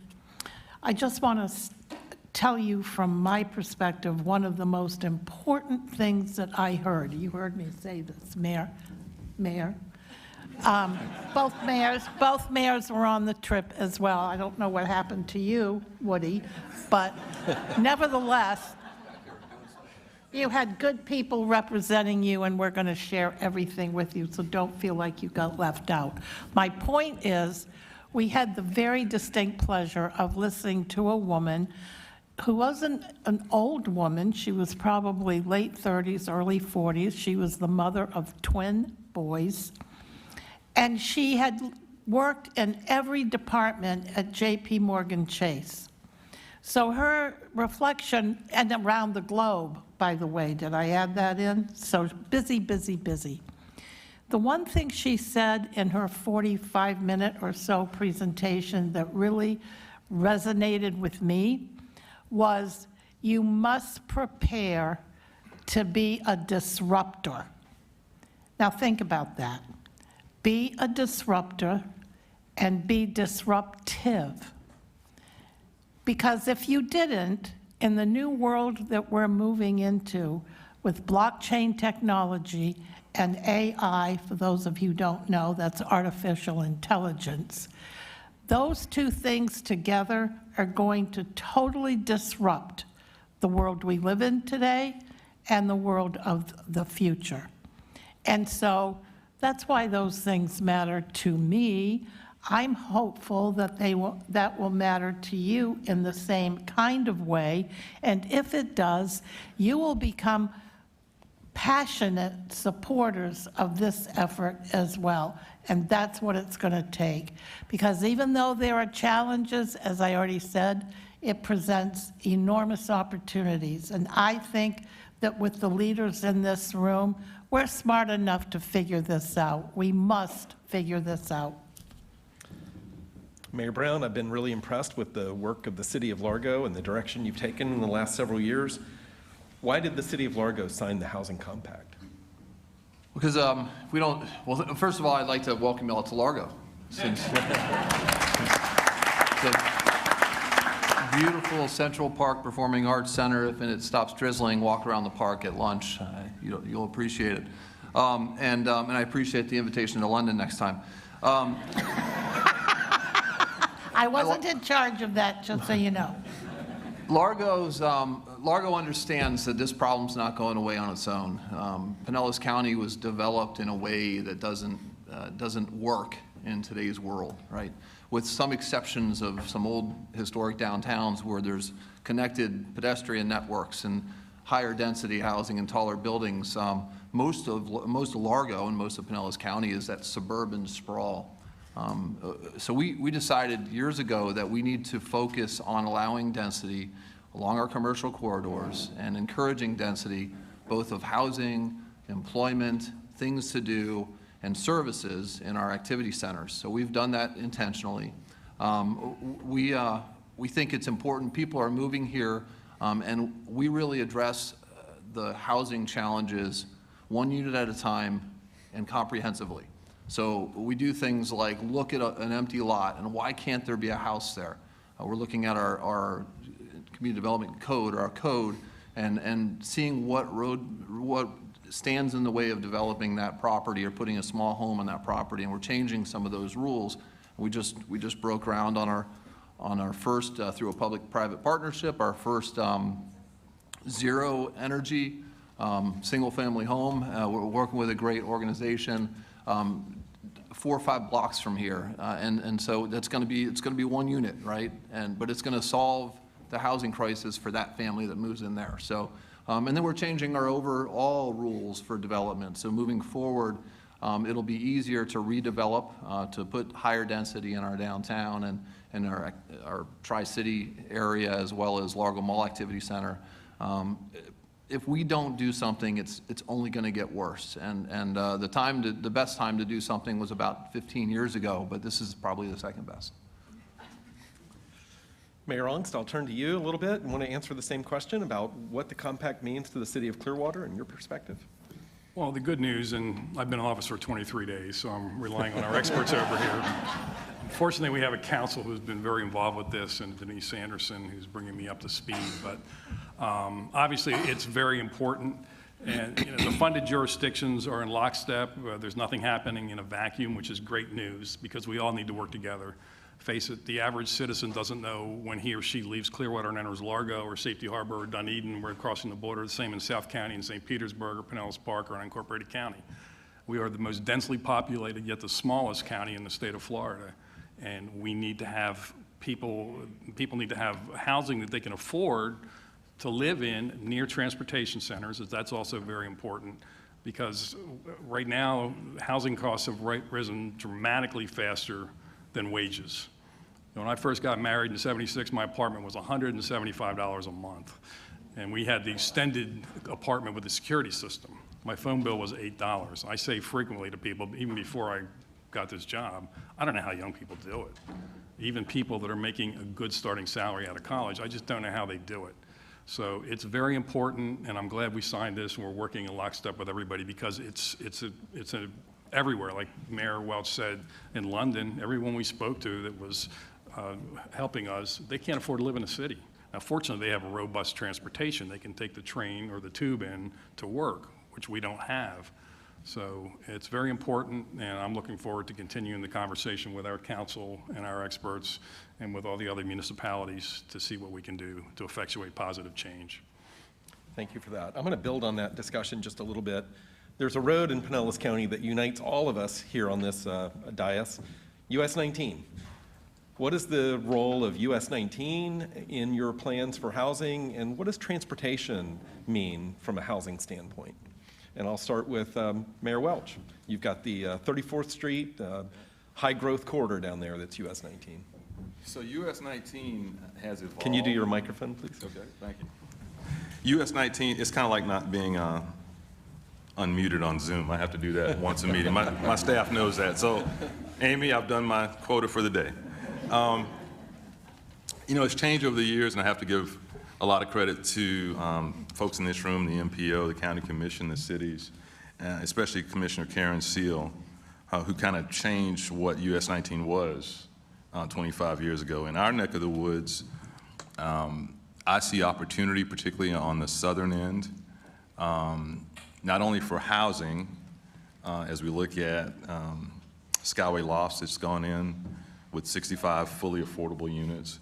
Are there more opportunities to find hotels or other retail that has changed its use and convert that to housing? But also is that our next corridor for BRT, which is breaking records beyond projections on the Sunrunner.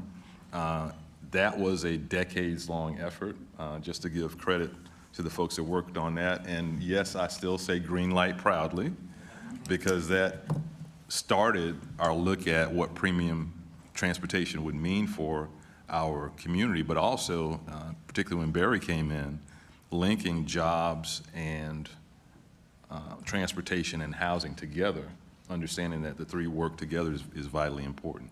So for US 19, I see several opportunities, not only for housing, but for expanding our transportation options. And in South St. Pete, we're really excited about what we're looking at in the Skyway Marina District on 19. Okay. Mayor Brown, you want to talk about the Tri-City plan a little bit? Absolutely. I'm going to turn my microphone on. Oh, show off. While my phone bill wasn't $8 when I was a kid, it did take me an hour to get to Countryside Mall from Largo, where I grew up. And now that's like a 15-minute drive. I think Largo's right in the middle of the stretch of no traffic lights in US 19.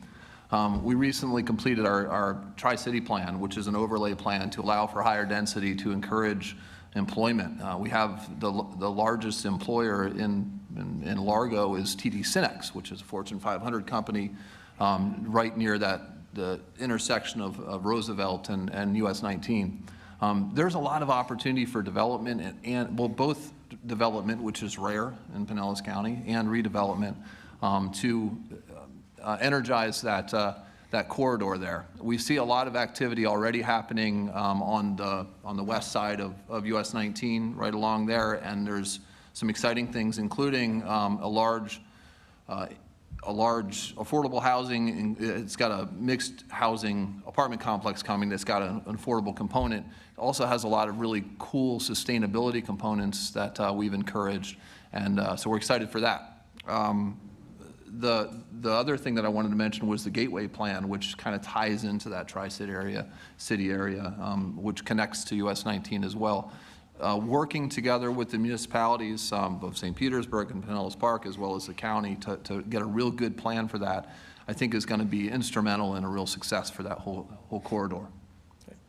Mayor Rongs, Clearwater is US 19 is a kind of a second hub for the city. What are your thoughts about transportation and housing? Yes, it is. And south of Gulf to Bay, it's pretty built out with businesses and/or apartment and condo complexes. North of Gulf to Bay, between especially Sunset Point and Enterprise, there are a lot of apartment units going in right now being built. I'm not sure how affordable they're going to be, but they're being built and people will be able to rent them. The important thing is transportation. You know, we have in the city of Clearwater, 11% of our households have no vehicles. 43% have one vehicle. So 54% of our citizens have access to no vehicles or only one. And if you're talking about a married household with children, one vehicle is more than a challenge. So trying to get businesses and trying to get housing near transportation centers is of the utmost importance. And I know we're working in that direction and we'll continue to work in that direction to see what we can do. You also have a pretty large Hispanic population in the US 19 corridor as well, and I see them out there with yes, we do. Riding their bikes with grocery bags around the handlebars. We do, and that's very dangerous at some of those intersections. Yeah, even the ones under an overpass, it's still very dangerous because too many people are doing this when they're sitting in a red light and then they just go. and they don't pay attention, so yes. Commissioner Long, I'm going to ask you to speak a little bit to the big picture of US 19 and the importance of transportation and affordable housing here in Pinellas County. Step back and put your regional hat on. Okay, don't be sorry you asked me this question, Whit. I had to. Uh-huh. So most of you here, or a lot of you in this room, have known me for a very long time. And you know how I love to talk about my beautiful family. So I think a little story about my own experience might resonate in response to that question, because I moved here in 1972, and I moved from New York City. That's not where I grew up. You might hear that story a little later on. But I moved from New York City, who has, I think you all might agree if you've been there, one of the most robust public transportation system in the world. And why is that? Because at the time that I lived there, it was a well-known fact, because I also lived through the famous blackout, some of you might remember that during the World's Fair, that in New York City, it's comprised of 5 boroughs. And every single day, there are 10 million people that travel from the boroughs into Manhattan, which is where I lived. And here I find myself, after living there for several years, in Pinellas County, Florida. I was all alone. I had a 3-year-old little girl, no job, and no place to live. So I'm a product of the world we find ourselves in today, because I was dumbstruck by the fact, oh my God, I can't even go from point A to point B without an automobile. I had no money to buy one. I was fortunate enough to have a cousin that was living here who had an extra vehicle that he was not using, and he gave it to me to use so I could find a job and figure out how I was going to pay for myself and my little girl to live. So it's a long journey from then to where I am today. But when I first ran for the county commission, public transportation was my passion, because I knew what it had meant or not meant to not have it. And so from then until just this very last few months, I have been and found myself on all of the regional transportation boards that we have in our region. It did not take me very long to figure out where the roadblocks were. And so, because I think of myself as Miss Fix-It, since I have a large family now, and I'm affectionately known to all of them as Granite, because I fix everything. I figured I could fix the transportation issue here too. Boy, oh boy. I was on the board when T-BARTA and their planners, you may remember my remarks about planners came up with the 41-mile catalyst idea to unite our region. And it, excuse me, started with the Sunrunner line in downtown St. Petersburg. I am happy to tell you that it only took 7 years to get the money together to put that little spine in place. You may remember I just said that was supposed to be the catalyst. It took 7 years to get that done. Now, behind the scenes, those of us that worked on those boards were working to, including our transportation secretary, and oh boy, I'm glad to see he's not here, because now I can tell you about him, who has been an enormous partner in helping us get that Sunrunner line done. Because it has been so difficult to work in Hillsborough County, to work on going east and west, I started cultivating relationships with our North County folks as well as our Manatee folks and have gotten the buy-in, oh, let's unite Pinellas and Pasco. And we'll bring that Sunrunner line right up US 19 into Pasco County. What a fabulous idea. And oh, by the way, we'll also bring it across the Howard Franklin Bridge because we know that that Brightline train that's coming into downtown Tampa is soon going to be dumping thousands and thousands of people into downtown Tampa. And I promise you, there are not enough taxis, Uber, Lyfts, and buses to get all those folks over to our beautiful beaches, which is why they come here. So we had a plan to take the Sunrunner over to the Howard Franklin because they're soon going to be working on the West Shore interchange and take it right into downtown Tampa, out to the airport and out to Wesley Chapel, which was the spine that was supposed to start a united regional transportation system. That's the end of my story. More to come. It's not over yet. It's not over yet. Speaking of transit and Sunrunner, how do you ensure that transit-oriented development is affordable? That's one of the big challenges in New York City. It's a big challenge across the country. Are you asking me? I'm asking you or anyone who would like to answer that question. I can't wait to answer this one because, as you know, we've already said, why are you laughing? I already talked about Global Tampa Bay, and so did the mayor and second mayor, and, you know, he's going to go next time. Think about this. In the 1600s, London started their public transportation system. 1600. Hello, people. It's 2023. We're just beginning ours. Do you see a little disconnect there in terms of leadership and chutzpah and get it done strategy? Come on, really? And today, they have one of the most effective transportation systems in the world, and so does New York City, by the way. And why do they have that? Here's a clue: density. They have density. One of the hardest problems we have on the county commission is when we have a public hearing and have to make decisions on zoning and density. Oh yeah, and let's not forget land use. So come on, let's be real. This is about elected officials making tough decisions. Oh, here's an idea. Tough decisions mean you make some people happy, you make a lot of people mad.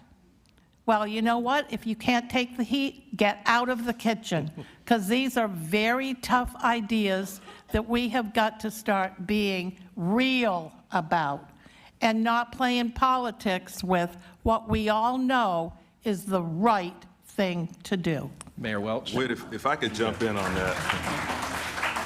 I miss so much being on the dais with you. I bet you do. Because you just make me think about things, and before I forget it, so exactly what the commissioner said, there are a lot of ways that we can make sure that the development that happens is affordable through our planning, through our regulations, but at the end of the day, you have to have the courage to do what you need to do to make that impact. A couple of examples, and Amy Foster is our administrator for Community and Neighborhood Affairs, but her and I saw Liz. Where did Liz go? Is Liz still here? They recently brought an NTM1 zoning, and that is zoning that basically allowed duplexes and quads along our major corridors. And they did such a great job in arguing the facts, arguing that this will not be a detriment to our neighborhoods, but it would just allow different types of housing in certain limited corridors in the city. And even that kind of limited innovation drew rooms full of folks, even in the overflow, in adjacent neighborhoods that really weren't even affected. And really they had misinformation about what this would actually do. But we have to keep in mind that you can't play to the room. That doesn't reflect your entire community. Because there are 30 people that sign up to speak on an issue, and you're in a city of 270,000 people, you have to keep that in perspective. And anyone who's served on any board or commission knows that you have to keep the big picture in mind.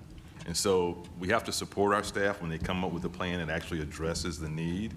And then we have to have, the courage to speak truth to folks who might not understand what we're trying to do or might just be misinformed. They don't want those people in their neighborhood. We actually heard that at those meetings. And we have to speak to that. Well, who are those people? Let's talk about that a little bit. These are the folks that, when you go into the emergency room, they're taking care of you, or they're taking care of your kids after school. Those are these people that we're trying to make housing affordable to. Same thing on transportation. We fought that battle for a long time. We've got the most underfunded transit system in the United States, along with Hart and Hillsborough. Until you've got basic transportation that can take people where they want to go without waiting an hour in the Florida heat, you want 15-minute headways, you want it to run late at night and on weekends. Like any other big city already has that. They just assume they have that. That's when the commissioner moved here, she just assumed we'd have that in Pinellas, and we didn't. So we've got to get that funded as well, because that triad of transportation, housing, and jobs has to be complete in order for us to move forward. So just have the courage and understand, going back to green light, I had the threats, you're going to be kicked out of office. I think that was my second term. I did 5 terms on the commission. I think my win after green light was the biggest that I had ever, because those folks only spoke for a very small minority of folks who are just opposed to any kind of change. We've got to do the things that are necessary to move the entire community forward for this generation and generations to come. Mayor Owens? Yeah, can I pitch in? I'm glad to hear the chair and the mayor say these things. In my experience, I told friends of mine after they lost a vote they were interested in, but I thought was right and voted the other way, that, hey, sometimes you get the elevator, sometimes you get the shaft. And that's the way it is, And you have to have the courage and the guts to do the right thing.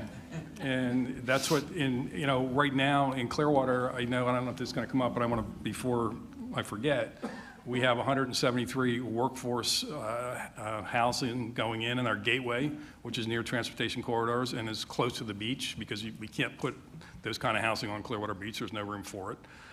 We have 81 more going in that it's affordable housing nearby, and we have 24 townhomes going in. So we have these on the books. We're going to be looking for more opportunities, more land that we can make into affordable workforce housing, because it's very important. People that work on Clearwater Beach, they have to be able to get there in an accessible way, and they have to be able to afford to live. And they can't be living up in Pasco County and coming down to Clearwater Beach to work for $12, $15, $20 an hour, or whatever it is that they're working for in the restaurants, hotels, or in the tourism industry. So it's very important, and I'm glad that we've got those things on the books, and we're going to bring them to fruition soon and look for more opportunities. But yeah, I'm just really happy to hear both of you say that, because it's very important.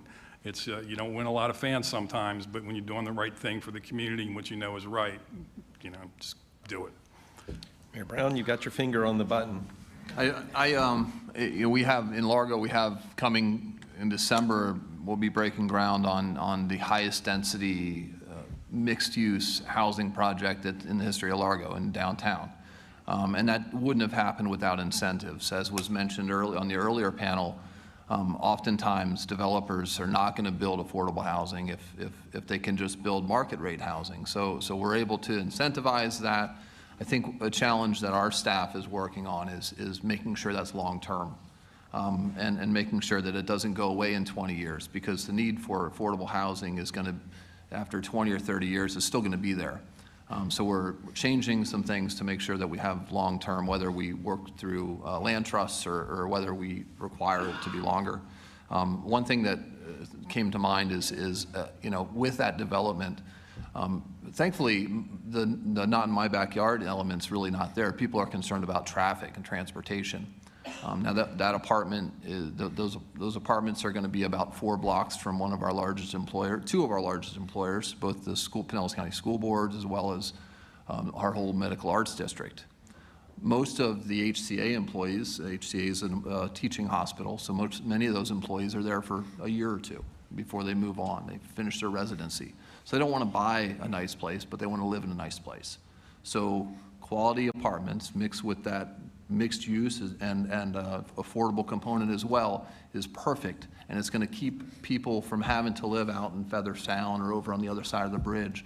Driving in Largo, there is a westbound traffic jam in the morning, and those people are going to HCA, that whole medical arts district, as well as Morton Plant up in Clearwater, coming down through West Bay Drive. So it's gonna shorten commutes, and when I talk to people about it, I provide the data on that, and say there's X number of cars that come west on West Bay Drive, and those people will now live in our downtown and be able to bike to work or walk to work.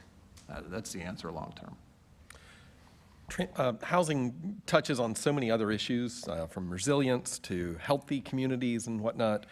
How do you get the private sector to leverage their support to help reinforce housing that's affordable, healthy communities, resilient communities? Anybody can answer this if you're interested. Well, I'll start because I was just talking about HCA. So I'm excited they were here today because I don't see them still here though. But HCA in Largo Hospital, which actually HCA Florida, Largo Hospital, is one of our largest employers, and there's a real opportunity for housing. So I'm looking forward to getting in touch with them to talk about some type of partnership. There's an overlay on that area to allow for mixed use, higher density housing. We're working on some adjacent property, a defunct golf course that we just recently purchased to do some regional stormwater work to allow for higher density so that the developers don't have to do on-site stormwater treatment.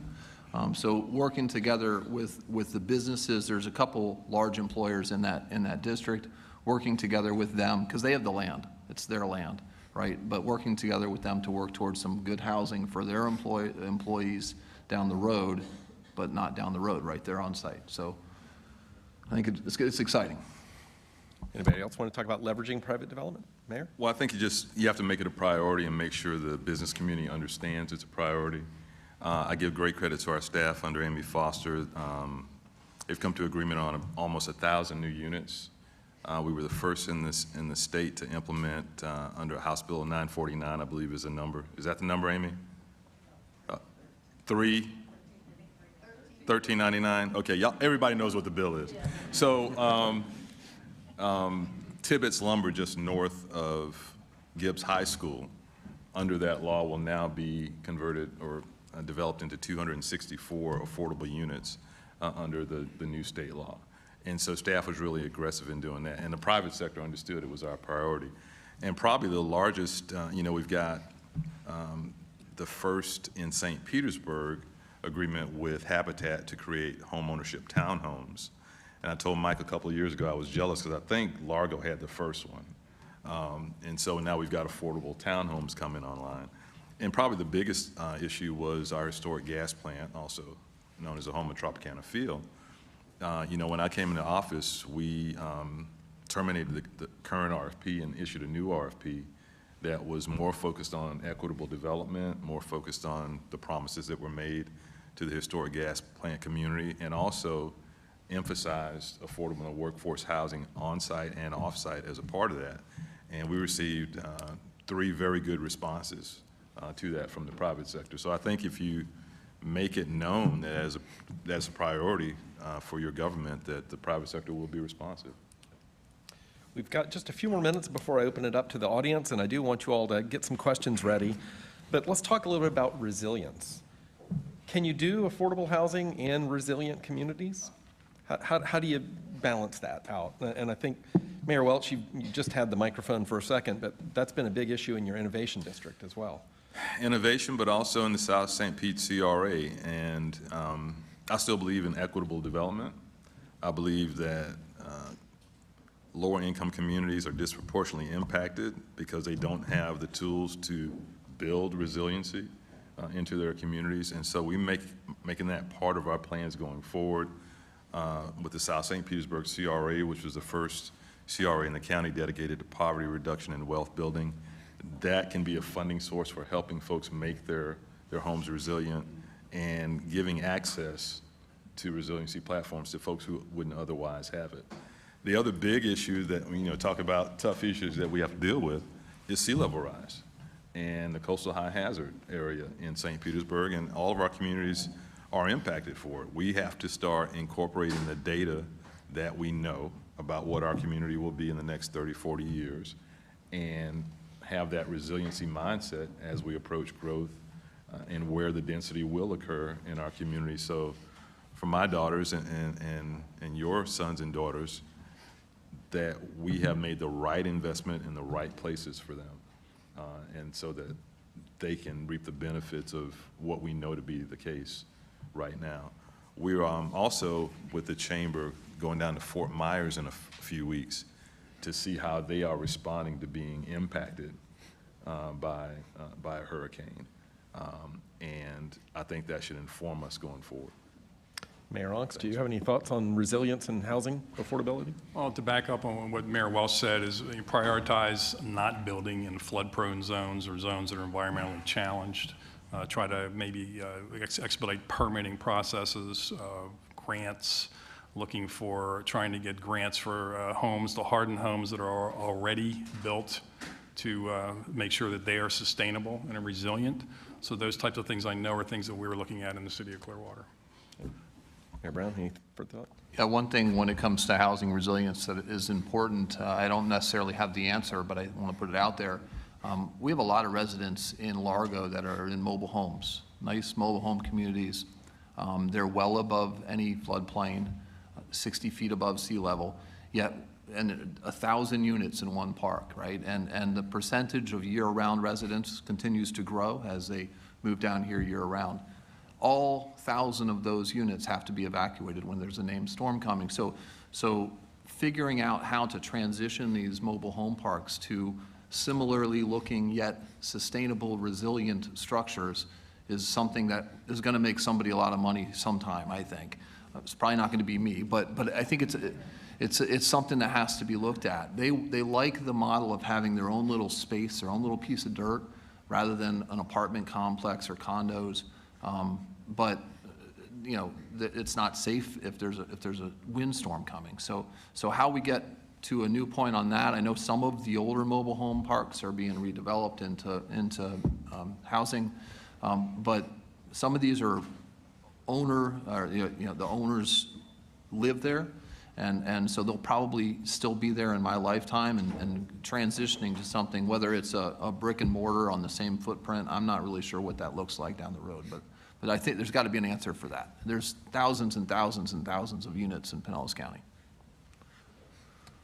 Commissioner Long, final word on partnerships. How do we use partnerships to advance these initiatives for affordable housing? Well, microphone, please. Oh, yeah.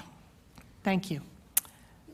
In my mind, we cannot afford to not do whatever it takes to bring this community together on this issue. We cannot afford to not do it. And as Mayor Brown just said, it is not okay to say we can't afford it. That is just nonsense, and it's an excuse for people to shy away from the bottom line. And the bottom line is we cannot keep our head in the sand.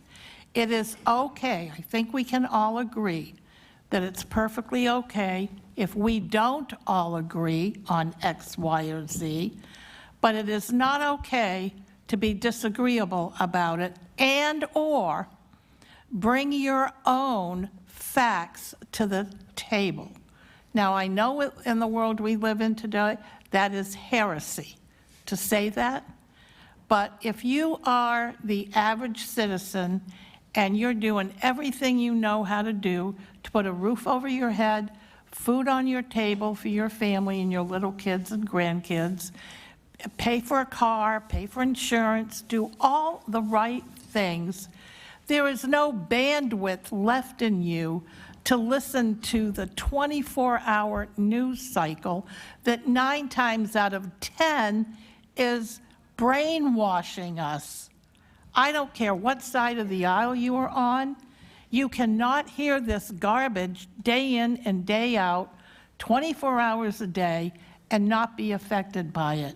Because 9 out of every 10 things they say is facts that are twisted, facts that are not real. And for the average person who tunes in, you know, to Fox or to MSNBC or any of those channels, you know, it's very clearly slanted information about the politics. But this isn't about politics. This is about life and death. And if you don't believe in what everyone else has said about climate, about change, about resiliency, about sustainability, take a little trip out to Reddington Beach. When I first came here in 1972, there was about 25 to 30 feet of the most magnificent beaches out there you might ever want to see in the world. If you go out there today, let's say around the lunch hour, guess how many feet there are today? 4 feet. 4 feet.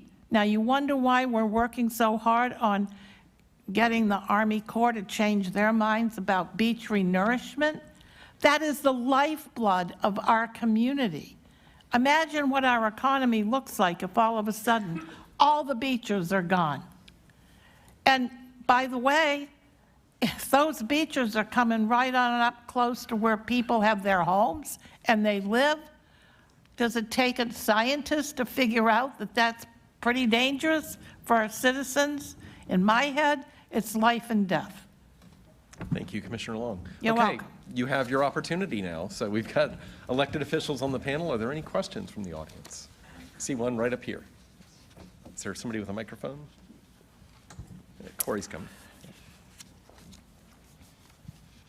I have to give a little credit to my friend here to the right, and I heard the word mentioned. And by the way, I'm Scott Callis from the Suncoast Credit Union. But as far as insurance is concerned, homeowners insurance, are some of the plans for density and new construction, obviously to pass code, is there going to be an impact on stabilizing or reducing insurance costs to the state? Can that be passed to homeowners, or do we need to reconstruct everything? Obviously, sea level rise, the state has a lot to do with this, I understand, but I just wonder how the new construction and density and affordability interrelates with home insurance costs. Any thoughts? I don't see anybody jumping to hit the button on that one. Insurance has been an issue for a decade that we've not been able to get our hands around. We've talked at the federal level, at the state level. I know what we can do at the local level is get our infrastructure right, particularly with our stormwater system to lower that. I think it's CSR rating. Is that the right term? That's what we can do locally, but we need, I think, a federal solution. And certainly we need our legislature to focus on what they can do to lower. I'm a Citizens customer, so if you're a Citizens customer, you've seen your new bill. That is a real issue that we need to come to some kind of conclusion on. I don't have an answer for it. Commissioner Long? I have an answer, but nobody's going to like it. Surprise, surprise. Some of you know that for 11 and a half years, I was the Deputy Insurance Commissioner of the West Central Coast of Florida.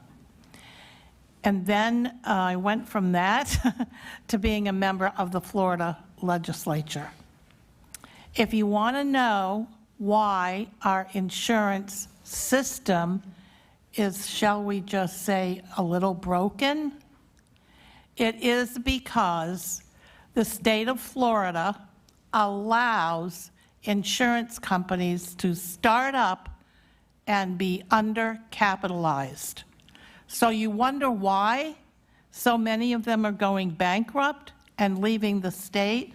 And when that happens, who ends up paying the bill? Hello, it's all of us. On top of that, one of the largest lobbying corps in the state capitol, I bet you can't guess who it is. It's the insurance industry. So when it comes to making those really tough decisions that require leadership and courage. Maybe we try to figure out how you do that without putting those folks that are elected constantly being unelected, because they do make the tough decisions and try to do the right thing.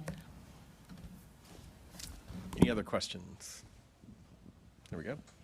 Hi, my name is Victoria Kelly with the Homeless Leadership Alliance of Pinellas, and there's been a lot of really wonderful talk about, doing what's necessary and doing what's right in order to make change. But I think we all know to make meaningful, sustainable change, there has to be widespread community support.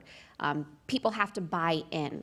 So my question to all of you is, what's being done? What are you doing? What's on the books to change this or reduce the stigma surrounding affordable housing? The people who go and live in these units, who have to take public transportation, who are many of the people in this room.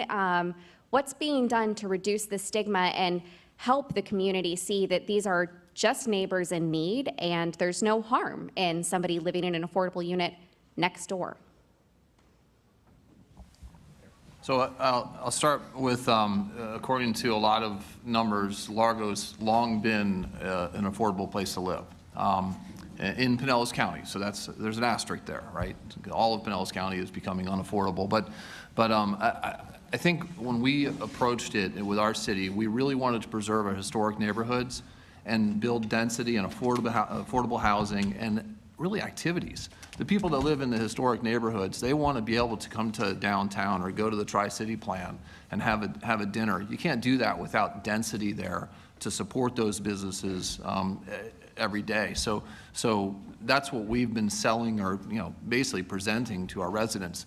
They love to go to Dunedin, but they don't want to go up there every week. They want to have a downtown where they can come and have a beer and have a nice dinner.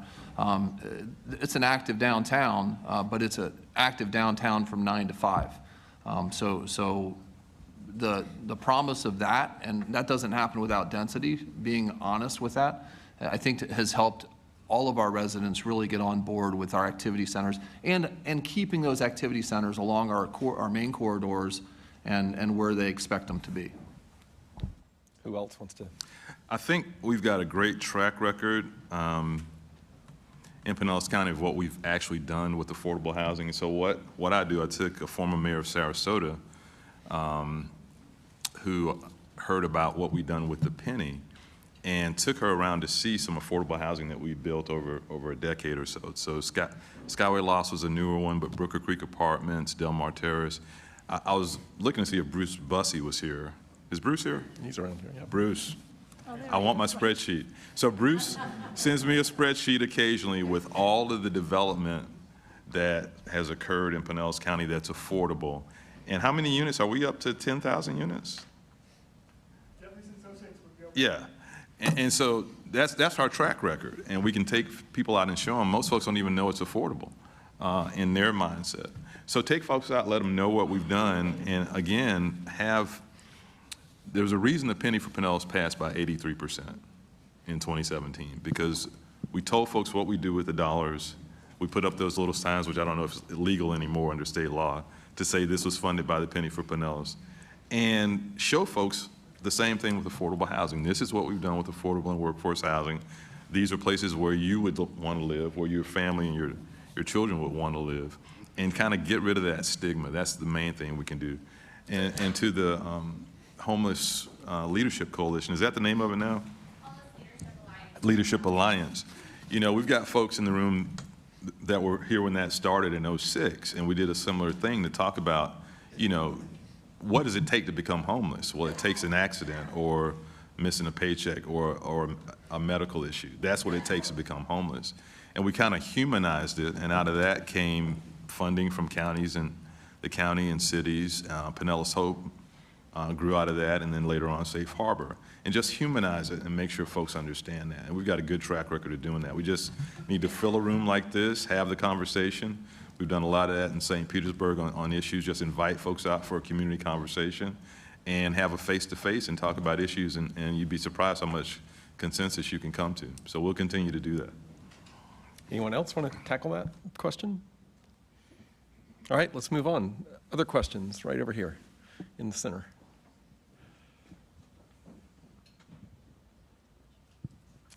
Hi, Alicia Parinello, City of Largo Planning. I do have a question regarding how do you view the role of missing middle housing and how that's going to combat some of the affordability challenges and also address some of the NIMBYism and fear of higher density?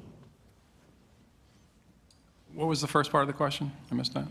What role do you see missing middle housing play in combating affordable housing needs?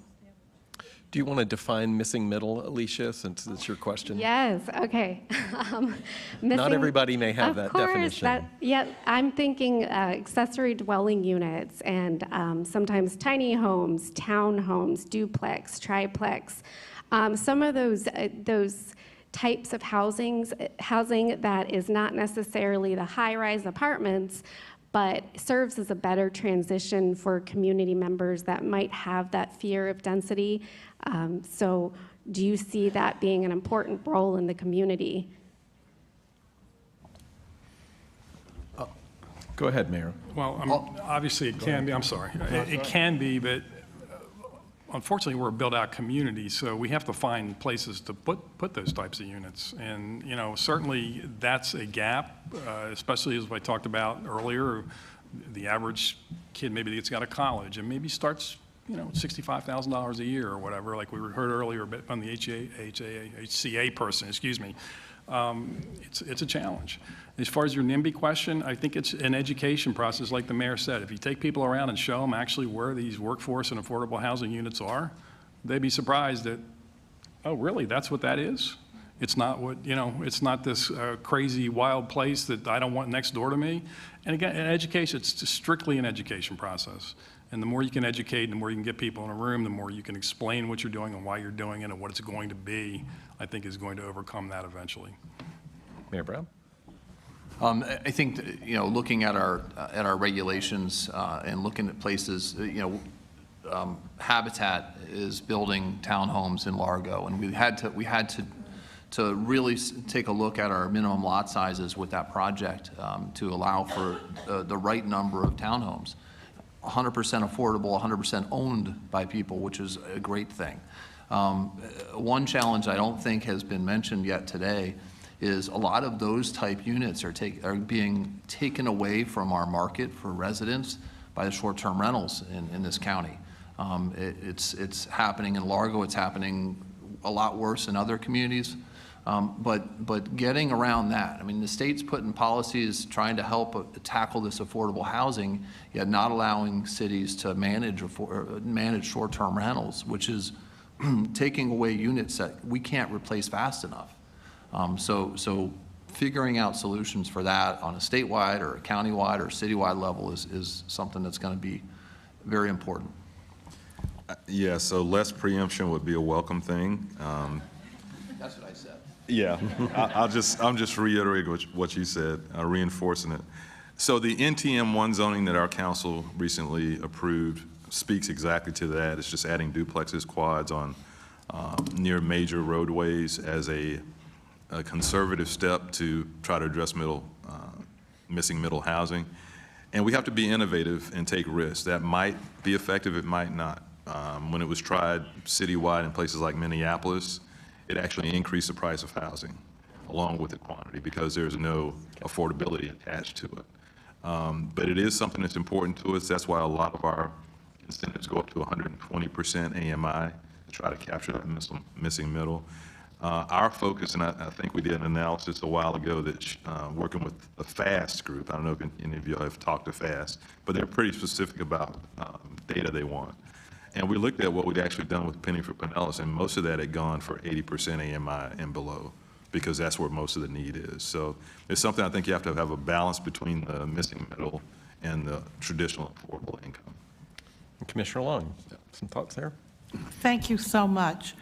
So to boil it all down, if you think about what we've all talked about today, it's actually can be summed up in my mind in 2 words, and that is quality of life. quality of life, if you really think that through, is really the paradise that we live in here in Pinellas County. And with that said, living in paradise comes with enormous responsibilities. And so, when local government, who really provides the quality of your life in Pinellas County with its beautiful parks and roadways and picking up your garbage and doing all those things that individually you cannot do on your own. And we put those policies in place only to be marginalized or subverted by the state legislature. Let me promise you one thing. It's not going to be the state legislature that comes to your aid when we have a hurricane or a tornado or a horrific rain event, which now is becoming so more frequent and so more heavy than ever before. It's going to be your local government. So, as everyone here has said, if they would stop preempting us, we could get a lot of this stuff done. And to the question about the missing middle, I think there's probably a real place for those things. But again, we have to be able to put policies in place that allow it with land use and with zoning and with everybody saying, oh my God, we can't have that next door. Thank you, Commissioner Long. We'll let that be the last word. I want to ask you to give a round of applause to our panel members. Thank them for their, thank you.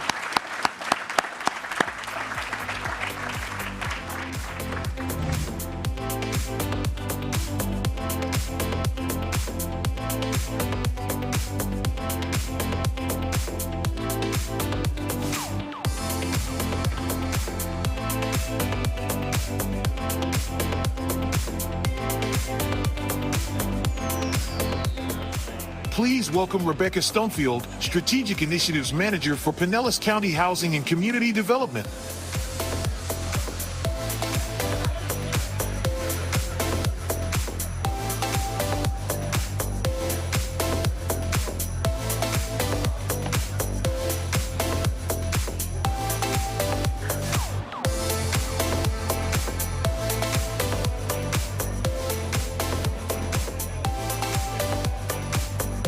We have one more small presentation.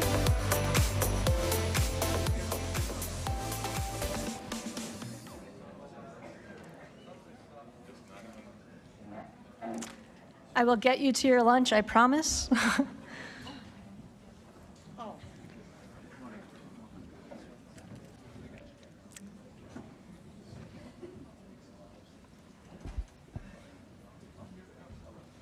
Good morning. I'm Rebecca Stonefield. I am with the Pinellas County Housing and Community Development Department. I will make this quick for you, and we'll get you to your lunch and to a break coming up. So I am going to share a presentation, give you a little bit of context about why affordable housing is such a pressing need in the county. I will share a little bit about the Housing Compact and tell you what that is a little bit. And I will also introduce you to the Housing Action Plan. So a lot of what we're going to touch on was already discussed today. Housing costs have been rising significantly. Examples here show you that the median sales price of upwards of $400,000 in the county will get you approximately just over 1,000 square feet in certain areas of our county, with a monthly mortgage rate of a mortgage payment of about just under $2,500. We have also seen rents rising significantly, and what this slide illustrates is in these communities, the median monthly rent for a one-bedroom apartment is approximately $1,500. And why that is important to know is if you look at our essential workers and what they can afford within monthly rent, many are unable to afford that. So why do we need affordable housing? Also, we have a significant portion of our community that is cost burdened. A significant part of their monthly income is going to both housing and transportation. You can see that just over a third of our households and half of our renters are cost burdened, and they're spending more than 30% of their housing alone. So the Housing Compact, that's why we're here. This is what we're talking about. This is what we want you to be a part of. Fort Pinellas and Pinellas County have started this effort to work with our municipal partners to address affordable housing and making that connection to transportation, to our jobs, and understanding that how we achieve affordable housing in the county is working together. Our initial Housing Compact partners were not only Fort Pinellas and the county, but the cities of St. Petersburg, Clearwater, Largo, Pinellas Park. And we have recently also brought on Gulfport, Oldsmar, and Treasure Island, who are members of the compact. So the Housing Action Plan is the implementation tool that for the compact itself. And that's something, if you're here for the afternoon session, we hope you stay and you participate where we can hear from you. We'll delve into that a little bit more and get some input from you on that. So I'm going to walk you through what the primary goals of the Housing Action Plan are. The first talks about how we prioritize where we locate affordable housing, making that connection to transportation, investing in our transportation system as we try to increase densities in areas that can support it, and to also, when you have that concentration of new housing, you can also potentially expand and support your transit system. The second goal has to do with healthy communities and ensuring that our residents have access to some of the key amenities that they need, some of the key healthy food sources, medical care, et cetera. How do we get our residents conveniently to those resources? We also want to ensure that as we invest in our communities, and especially those areas that may not have seen a lot of investment in the past, that we are not displacing those who have been part of the historic fabric of those neighborhoods. And so how do we ensure that we are working in an equitable way? Resiliency, we touched on that a bit just recently here. And so we want to make sure that we're understanding where our vulnerable areas are. As we mentioned, much of the county is flood prone. So how we build and where we build our homes is essential when we're looking at this program. We want to make sure that we are not only adding new homes in a responsible way, but that our existing housing stock is preserved and protected, and the Housing Action Plan calls for programs that can help support that. So housing choice, we were just having a great conversation about that. The diversity of our housing stock is important, and the Housing Action Plan talks about how do we plan for densities that would support a mix of housing types, housing sizes, locating a number of maybe smaller units in less land, and how does that in turn support not just affordable housing, but our market rate housing as well. So we're expanding housing stock that has a good opportunity to create affordability in general for our community. So community stakeholders is another key component of the Housing Compact and the Action Plan. And we talked about the need to coordinate our conversations from their different perspectives, our different expertise. And so that's why you're here today, and we have such a great range of different subject matter experts in the room, and we are hoping to have you continue to be part of that conversation. So then the implementation framework of the Housing Action Plan, not only do we have this collaborative effort, but it's important to understand that our communities also retain their authority over their local decision-making. And so while we work together and we learn from each other, communities can still identify what the right solutions in their areas are. And also I'd like to point out that the Fort Pinellas Board will be serving as that guiding entity to implement the Housing Action Plan, having representatives from all of our municipalities in that conversation and making sure that we're moving our action plan forward. We also have a shared approach where we want to make sure that we are working in unison towards a common target for how many units we want to preserve, how many units we want to create, and we want to make sure that we're using common terminology, so when we're talking about affordable housing or workforce housing or whatever it may be, that we're speaking about the same things. So communication and outreach is another key part of the Housing Action Plan. And we just spoke about NIMBYism a little bit, and what's essential here is that we coordinate that messaging across communities, that we make that messaging, have people understand why this is beneficial to the community and why they might choose to support it. We also want to make sure that we not only document our success stories because we want to celebrate our successes, but how can we learn from each other's successes and maybe adopt similar approaches that other communities are using. So making sure that we are communicating across partnership. Oops, excuse me. So data and resources, same thing. We want to be talking about the same data, consistent analysis, using the same methodologies for determining what our goals are and what targets we have, making sure that we have centralized mapping tools that are available that will allow us to measure success and track our progress as we implement the Housing Action Plan.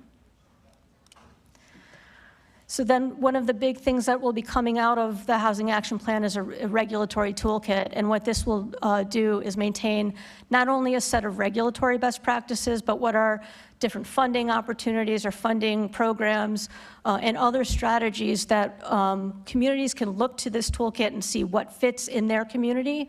But it shows a good set of options that communities can choose from and learn about. It's also, again, I'll just reiterate, while we're working together to achieve the intent of the Housing Compact through the Housing Action Plan, local decisions stay within the locality. That also includes financial decisions, staff resources, and policy and regulatory solutions. It all lies within the local community, learning from our collaborative effort. The compact itself is a 10-year partnership, and any partner can opt to leave the compact at any time. However, if they do so, it does not affect the strength of the remaining partners in that compact. So the next steps are, we are calling those communities who have not yet been part of the compact to work with us and to consider becoming a compact member. I hope you see the value in that, especially after this afternoon's discussions and facilitation. We'll have local communities who are partners within the compact endorse the Housing Action Plan, and we continue to work with all of you and others and other resources that you tell us are out there to make sure that we have the right stakeholders in the room to address this problem. The facilitation this afternoon will allow you to delve into some of the Housing Action Plan goals a bit more and the specifics. The full Housing Action Plan is available on our Advantage Pinellas website, and I hope you have a chance to look at that. And I also want to point out that on all of the tables, we have a pledge. For those of you who feel that you can commit to being part of this process, we want to make sure we know you're out there, that you want to be a resource in this effort, and we can call on you and count on you to be part of this solution. So with that, we now have a brief break, and you can grab your lunch, and you can come back to your table with that, and we will have a lunchtime presentation with a legislative update. After that, we will have another short break, and our facilitation will begin. So thank you.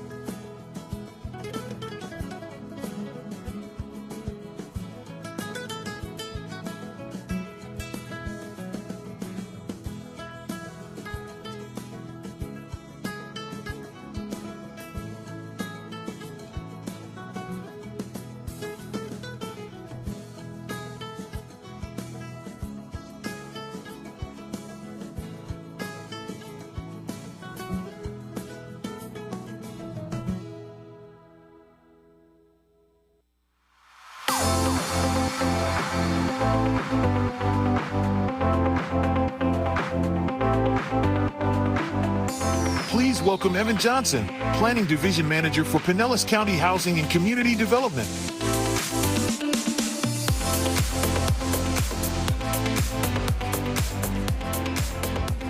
Good afternoon, everyone. I am Evan Johnson, your Planning Division Manager from Pinellas County, which you all just heard. I am here because this year's legislative session has been a really important one for affordable housing. But I can't tell you how important it has been, so I wanted to bring an expert in to do so. So we have asked Mr. Ashawn Nesbitt, who is the CEO of the Florida Housing Coalition, to give a little presentation to give us an update as to some of the major initiatives that have been passed so far and what that might mean and how we can take advantage of them moving forward. Mr. Nesbitt is the CEO of the Florida Housing Coalition. He was formerly the Chief Program Officer and Technical Advisor with the coalition, where he had led the Community Land Trust Initiative and also the Center for Racial Equity. During his tenure at the coalition, he's been a strong advocate, particularly of Community Land Trust, and was integral in helping create the Community Land Trust Institute, which shares information and certification throughout the state. Mr. Nesbitt has 2 master's degrees from the University of Florida. One from urban, and I knew that was going to happen. One for urban and regional planning, go planners. One for real estate, and also a bachelor's in architectural studies from Florida A&M. There we go. And without further ado, I'm going to have Mr. Nesbitt come on up and give you a little presentation.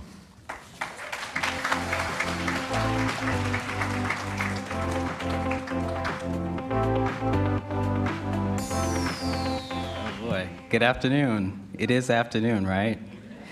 It is good to be home. What Evan didn't say is I'm a St. Petersburg native, born and raised, Lakewood High School graduate. And I'll tell a little story. When I graduated as a planner, want to know what my salary was? This was in 2005. I was making $28,000 a year. As a person with a master's degree, highly educated.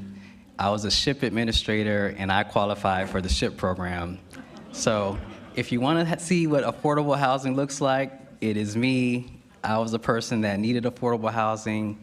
I was a resident as a young married couple with my wife and my first son. We were living in low-income housing tax credit housing.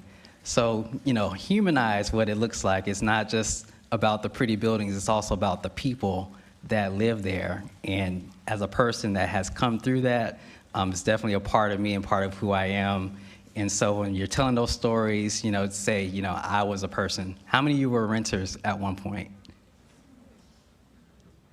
So if people don't want renters living next to them, hey, I was a renter. Some people might still be renters. So these are little things you can do to kind of advocate and tell the story. So I'm here to talk about the Live Local Act and really kind of relate it to the Housing Compact Action Plan. But just a little bit about the Florida Housing Coalition in case you're not familiar with us.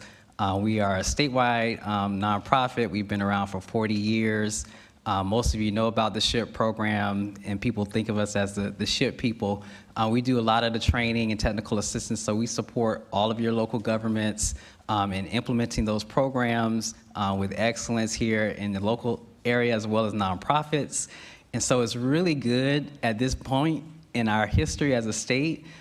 We have as part of our vision that there really is an ethic in every community that everyone deserves to have a place that is affordable to them in a suitable living environment, even the lowest of incomes and our most vulnerable, and that ethic really permeates all of our communities. So it's really great at this moment to see that ethic start to really permeate, to see our vision coming forth, and we really want to capitalize on that moving forward. And so I just wanted to share that with you about us. And it's really good to be here this afternoon to share with you.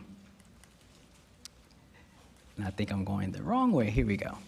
And so most of you know about the Sadowski Trust Funds and the Sadowski Act in 1992. Some of you are part of that. And so really just to kind of break that down, that consists of 2 trust funds. And so in 1992, a group of stakeholders came together, diverse groups, and said we want to create a dedicated funding source for affordable housing. And so out of that came 2 trust funds. There was our State Housing Trust Fund and our Local Government Housing Trust Fund. So the State Housing Trust Fund, many of you know of as SAIL, the State Department Incentive Loan. Most of it goes to funding that program, which is a rental housing development program. It really funds the development and preservation of rental housing. And then there's the local housing trust funds, which we know is SHIP. So it's SHIP and SAIL. You see how that goes? The State Housing Initiatives Partnership, and we talked about partnerships. It really was meant to incentivize partnerships at the local level to produce affordable housing. And the SHIP program really has a home ownership focus. So most of that funding is to go towards home ownership activities, as well as construction activities to really bridge the gap for those that want to achieve as well as preserve home ownership in their local communities. And so those collections, it comes out of your doc stamp. So every time you realtors in the room, every time you sell a house and those things are recorded, a portion of that doc stamp goes towards funding this program. So it's really kind of designed to have more money at a time when it's most needed. So when prices are up, there's more collections, there's more money. When prices are down, kind of fluctuates in that way. But it really is a great model for the country as far as a state housing trust fund. And so over the years, a lot of that funding has been, as we say, swept back into general revenue out of the trust funds to fund other things that the legislature has decided to fund it with. However, in 2021, there was finally legislation to stop those sweeps permanently, and so there are no more sweeps of our housing trust fund. It did come kind of with what we call a permanent cut. So 50% of what normally would have gone is now going to other things, but those 2 other things are good things that I think can flow back into housing. One of those is septic to sewer, and the other one is to address issues of climate change. And so really, those things, if you think about them, can actually go back to supporting affordable housing. And so that happened in 2021. And so there really is no more sweeps. And so that is really a great thing. And so we look at the Live Local Act kind of as the bookend to the 1992 Act. And so it really now, I think, does, and if you look at those first bullets and the last bullet there, is really what this is all about. Really encouraging the private sector to be the primary vehicle of affordable housing development. Now, those of you who work and do this, you are private sector. Nonprofits in the room, that's private sector. Those that develop low-income housing tax credit or housing credit developments, that's all pretty much dominated by for-profit developers. So really, if you look at who is really producing housing that's affordable, it really is the private sector. But really what this is intended to do is to bring more folks to the table, to bring more resources, to produce more incentives for a wider variety of folks to get involved with the production of affordable housing. And so what it amounts to is a lot more money, more tools, and I qualify that term, we'll talk about that later, and more opportunity. And so we talked about there being no more sweeps. So the first year, if you look at fiscal year 2021-22 on the SHIP, and this is a statewide number, 146 million. This year, 2023-24, what we're expecting, $252 million is SHIP. And so this number was actually in the legislation. So the legislature is committed to this number in spite of what collections might be. So this is the number that's going to hold. So $252 million for SHIP. And so that's, almost double, just from a couple of years ago. The SAIL program, that's $259 million. That's actually appropriated, and that's really broken down to about $100 million that's coming out of, a little over $100 million coming out of the collections, as well as an additional $150 million that's being committed over the next 10 years. So that's going to amount to $1.5 billion over 10 years for rental housing production through the SALE program. And this is just appropriations. This is not counting the money that's coming back into the SALE program because those loans are all balloon loans that get repaid. So just so you know, these aren't just nice looking projects, these are cash flowing projects. So a lot of that money is coming back to the SALE program. So it's really quite a bit more money that's going to be going into rental housing production. We'll talk a little bit more about the Hometown Heroes program, but that's now been made permanent, and that supports homeownership.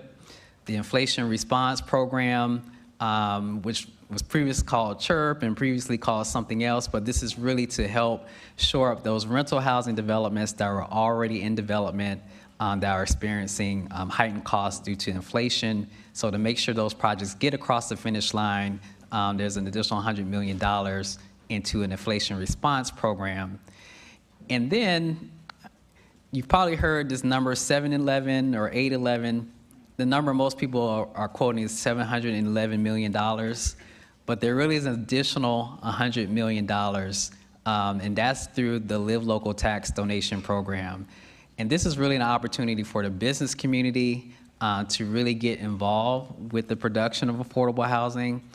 So this allows businesses to make a donation to the SALE program in lieu of paying a corporate tax and paying their insurance premium tax. So this is a way for the entire business community to get directly involved in the production of affordable housing. So if you add all of that together, it's $811 million, which really puts Florida at the lead nationally in terms of amount of funding and investment into affordable housing. And this does not count member projects and some of the other things that are also going to come out of the legislature this year. So this actual number, if you add all the money that's going to affordable housing, it really is quite a bit more than this $811 million. So this is a banner year, historic year for affordable housing. So I wanted to start out talking about the Hometown Heroes program. Much of the funding is related to rental housing, but there is the Hometown Heroes program. This came out the previous session through a lot of advocacy from the realtors, but now this program has been made permanent. It's $100 million. So far, the program has assisted approaching 6,000 homeowners, which is significant. But now this program is permanent. There have been a couple of changes to it. They have increased the amount of assistance that people can get through the program to $35,000, and that's the maximum. A really important thing, and I think this is really great in terms of advocacy. We're talking about, who needs affordable housing or who needs the opportunity, who wants to be able to purchase and take roots in a community. Previously, when the program first started, I'll give the school board, for example. Teachers could qualify for this, but the full-time janitor could not qualify for Hometown Heroes. Now that's gone away. Essentially, any full-time employee of a Florida-based employer, and that's yet to be interpreted, but any full-time employee of a Florida-based employer can now qualify for the Hometown Heroes program, and I think that is huge, and it really makes a statement as to who really makes up our workforce. So when we're talking about workforce housing, it's not just the teachers, the nurses, it's also the nurses' aide. It's also the people that clean the rooms at night. All of those people make up our workforce, and so that's really important. The other thing is that they've increased the limit, the maximum income limit to 150% of AMI. And so what does that mean for Pinellas County? For a household of four, a household making a little over $120,000 a year can still qualify for the Hometown Heroes program, which is really great. And so I just wanted to show a picture here. You see on there, there's a one-story structure and a two-story structure on this picture. So the one-story structure, this is the listing off of Zillow right now. And this is in the Childs Park area of St. Petersburg. This one-story house right there is selling for $225,000. And so it's not very big, it needs some work. But if you think about, what a person or a household can afford, this is probably what they're looking at if they want to purchase an existing home in St. Petersburg. Right next to it, what looks like a single house is really a duplex unit. And so we started talking about missing middle and what that looks like and how it fits into a community, and how this can also create greater affordability without changing community character. This is an example, and this is just from a random picture on Zillow, so that you can kind of see what it actually looks like. And so when you start coupling things like hometown heroes with land use flexibility, you really start to fill that gap in affordability. And so where is this additional $150 million in sale going to go? And before I talk about that, you can kind of see that background picture there. This was a vision that we did with the city. This is the Skyway Plaza. How many of you know about the Skyway Plaza in South St. Pete? So a few years ago, we got a nice little grant from Fannie Mae to look at how we can repurpose vacant retail into housing in terms was we look at as an eyesore into asset. And so that's kind of like a vision of what it could look like if that, vacant retail was turned into housing. Could be quite a beautiful experience. But thinking about that additional $150 million in sale, and that's kind of one of the things that they're looking at targeting with that. So rehab and new construction, urban infill, mixed-use housing, and housing near military installations, that's where at least 70% of it is going to go. The other 30% for public lands to address the needs of our elderly population and those that are aging out of foster care, as well as those in rural communities of opportunity. And so if you're thinking about where this additional $50 million is going to go, start thinking about projects and where you might want to focus your local funding to take advantage of this additional funding that's coming through the SAIL program.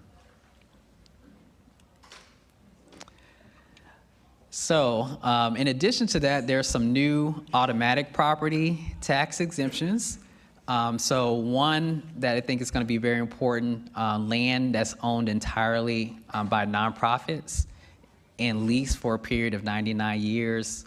That land, the value of that land is now going to be totally exempt, which could really make a difference in affordability on the home ownership side, particularly, as well as probably make some rental deals pencil out as well. So this is something that's a new automatic property tax exemption to take into consideration. And we talked about bringing other folks to the table. And so this is another incentive that's now going to be in effect to bring other folks to the table. And this is aimed at projects that are not working with Florida Housing Finance Corporation.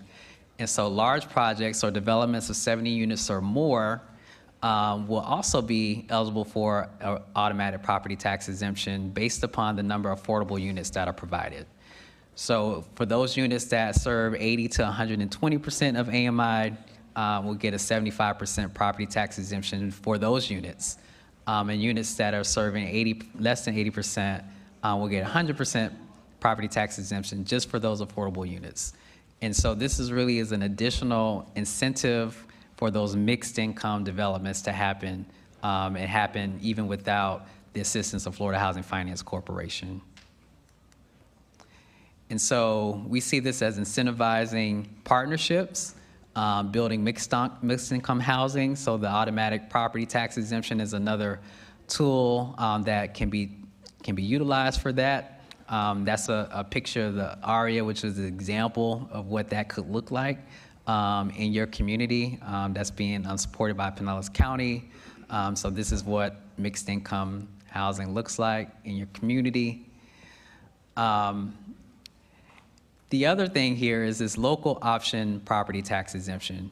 And so this is something that did not exist before, the ability for local governments to provide a property tax exemption incentive for affordable housing.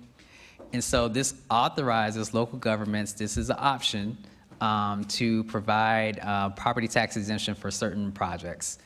And so to be eligible for this, the state has said it has to be, at least 50 units or more, and at least 20% of those units affordable to households at 60% of area median income or below. And we know that the biggest need in rental housing is at that 60 or that 50% of area median income and below. And that really is not a low income.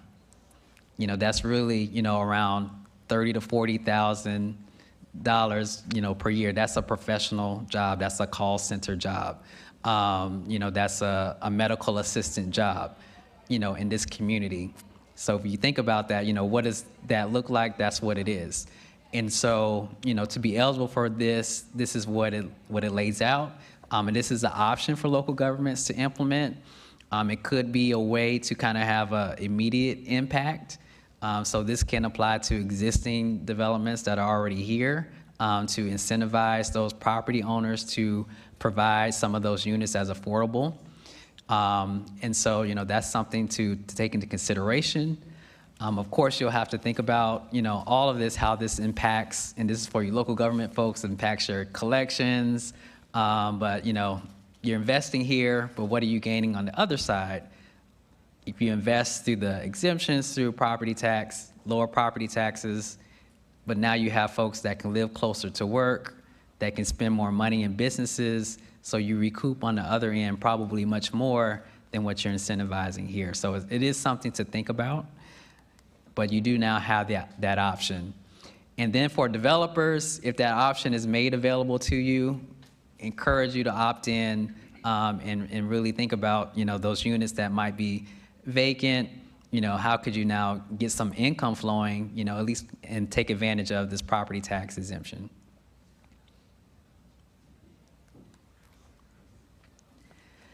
So in 2006, and I remember this because I was a ship administrator at that time, there was a new surplus land law that was passed by the state that required every city and county to look at their land and identify land that would be appropriate for affordable housing. And so looking at land that maybe the local government was not using, had an obsolete use, but could be appropriate for affordable housing. And they were required to do that at least once every 3 years, and put that on a list, talk about it in a public meeting and adopt it by resolution.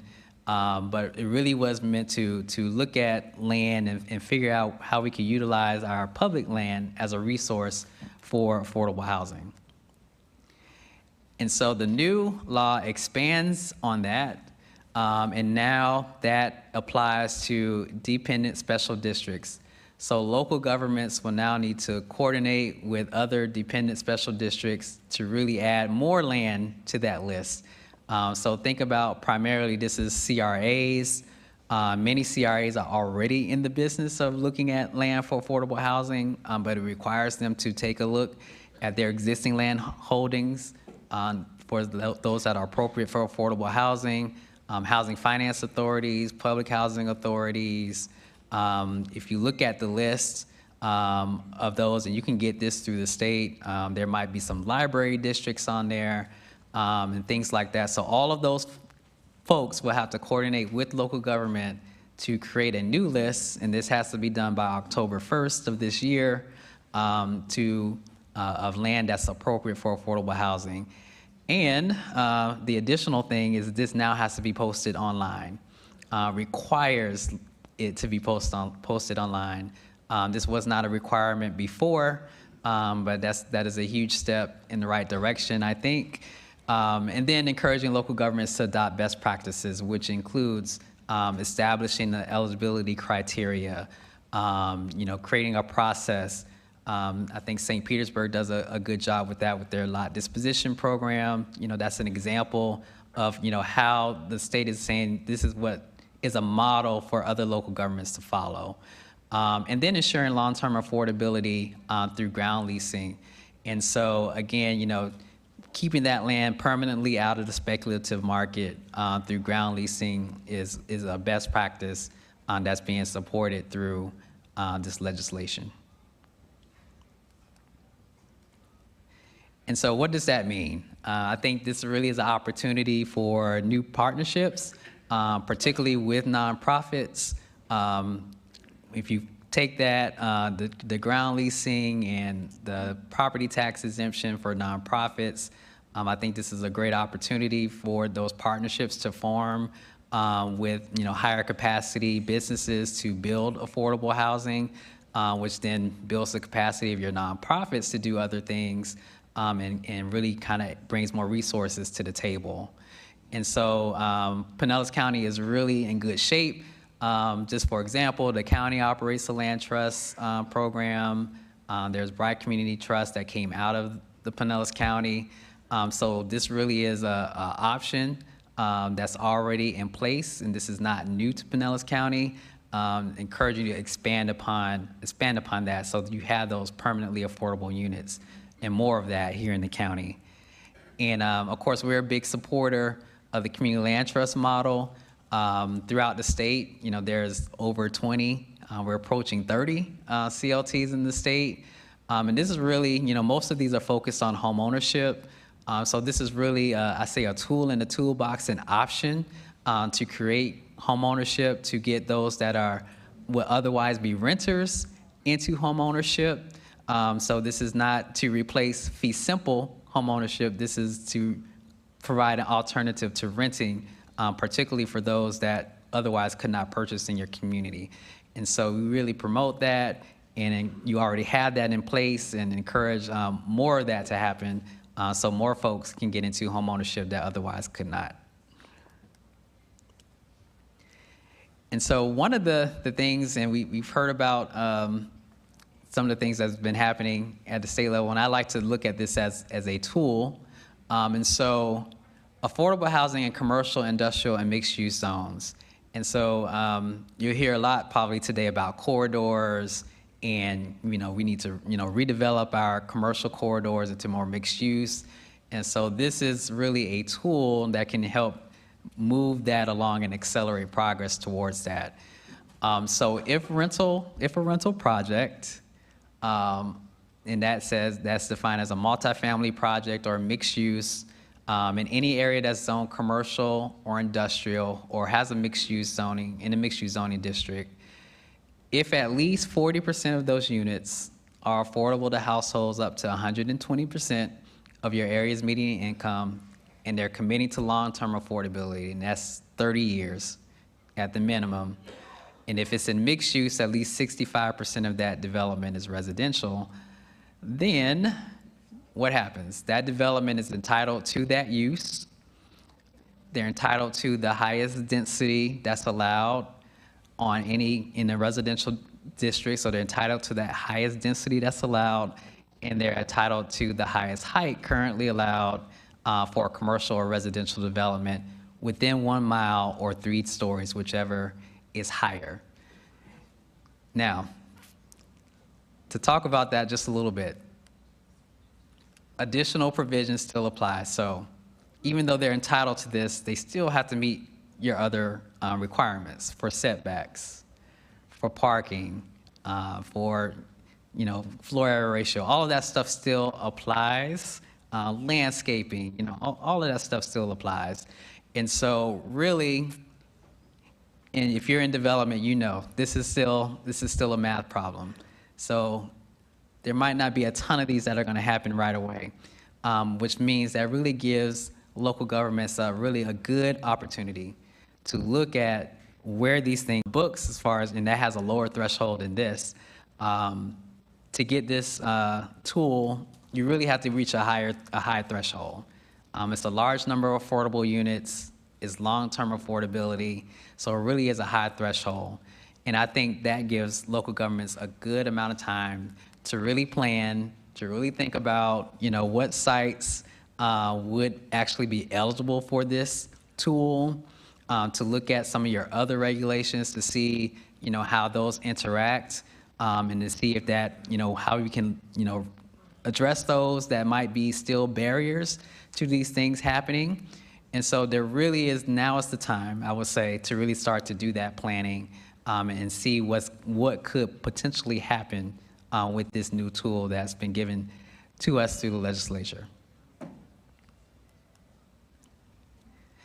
And then there's some other best practices, and this is all kind of outlined in Section 26 of the legislation, providing incentives, and we kind of talked about that, utilizing publicly owned land, community-led planning, modern housing, so looking at, alternative ways of producing housing, factory-built housing, tiny house, 3D printed, all of those things, accessory dwelling units.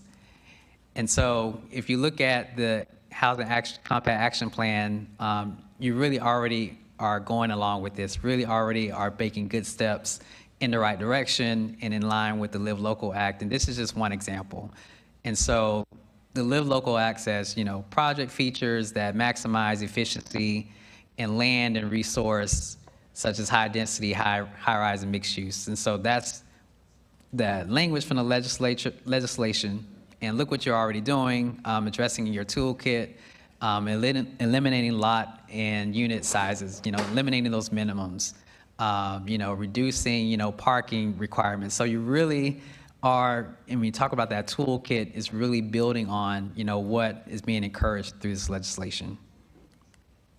Another example, community-led planning, which is happening right now here today. This is what is part of that process, focusing on urban infill and flexible zoning. I think we'll probably talk about all of those things today. But if you look at those goals, 6, 7, 8, 9, and 10 that are in the action plan, really involving the stakeholders in the planning process, developing a joint implementation framework, really working across jurisdictional for a shared approach, having strong communications and outreach that really reaches the entire community. So all of this is really going in line with the legislation. Just a few other provisions. Expedited permitting, which is a required incentive for communities that receive SHIP programming, SHIP funding, excuse me. Now, local governments are going to be required to post those procedures online. So it really is going to be a much more transparent process as to what expedited permitting means. Also precludes, state funding for those communities that have been found not to be in compliance with Chapter 163, which is our comprehensive planning laws. There's a new sales tax refund. So for those projects that do go through Florida Housing, they'll be eligible for a sales tax refund on materials that are purchased in the production of affordable housing. Increases the community contribution tax credit from up to $25 million. I know that our habitats are big users of that, but now others can probably get into that as well with the increased cap. And then the Job Growth Grant Fund, which is a state program that a lot of local governments tap into for infrastructure projects or anything that's going to produce jobs, and now affordable housing is a part of that. So infrastructure that is going to lead to the production of affordable housing is now part of that Job Growth Grant Fund eligibility. And so you want the answers to all your problems, right? How do we solve affordability? Well, this is it right here. It starts with planning.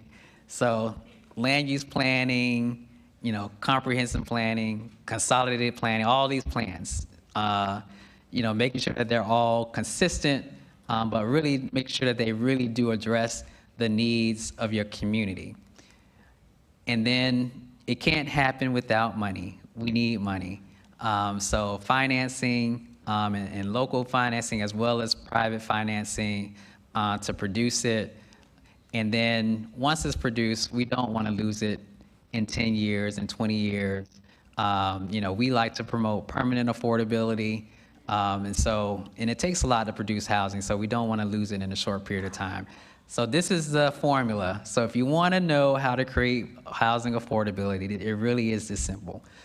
Planning, financing, and long-term assurances equals affordability. So take a picture of this so you remember this, and you can use this in your conversations.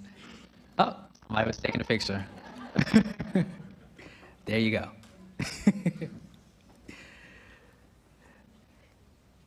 So, just wanted to share, some examples are really tied into the action plan. And so one of the goals of the CONFA action plan was corridor planning, and I really like this. We're looking at those multi-jurisdictional plans. And so you saw that transit map there, looking at those high-frequency and planned high-frequency transit corridors.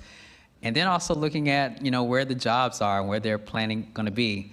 And so if you look at those corridors, alternate 19, US 19, Roosevelt and East Bay, and I just threw in there Almaton Road because that's where all the jobs are. Looking at, kind of corridor planning around those and building housing into those transit plans to get housing near transit. So if you think about, housing opportunities and things of that nature. And so this really touches on that. And I think it's great that this is goal number one, because I think it ties in every other goal after that. And so just a model corridor. And so your staff is really doing great things and moving in the right direction. And, alternate US 19, and this is a corridor transition plan that's in process.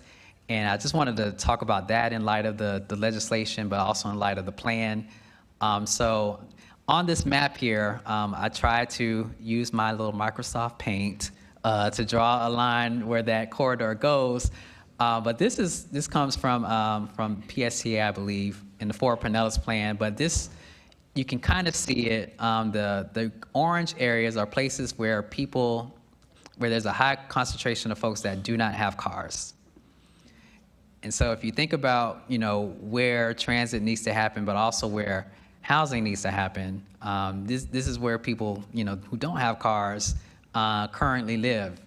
And so really, if you look at alternate 19, it touches on a lot of those places. And so this is really a good place to start when we talk about corridor planning. And so now marrying the transit with the housing.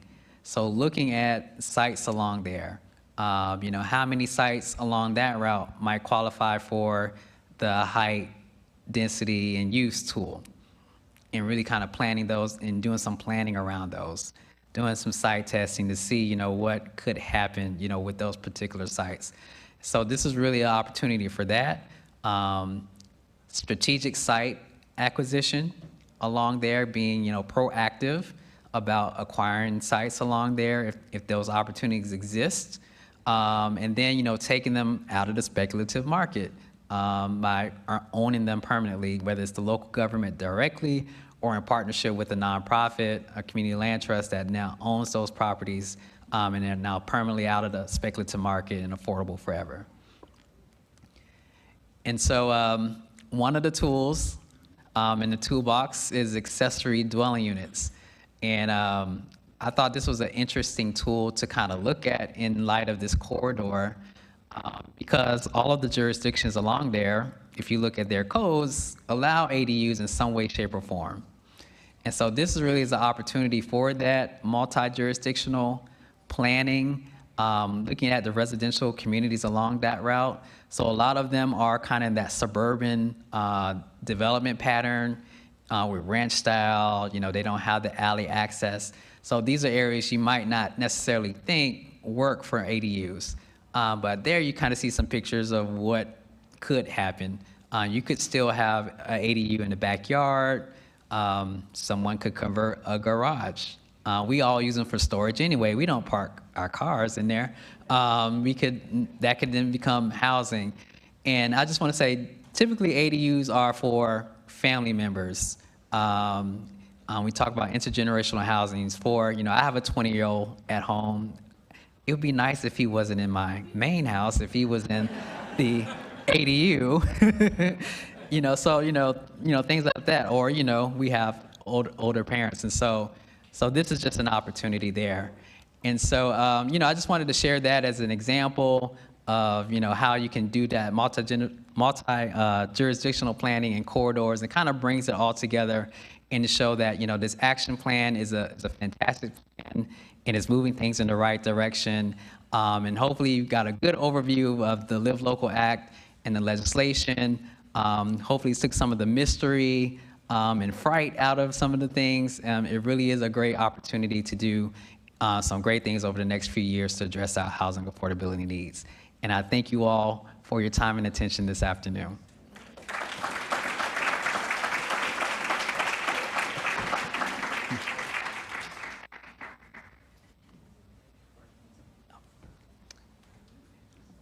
And I think I can stand and take some questions.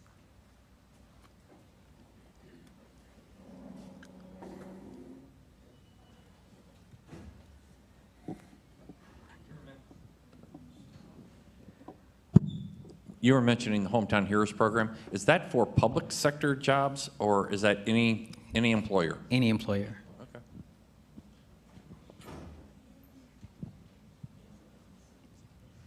Hello.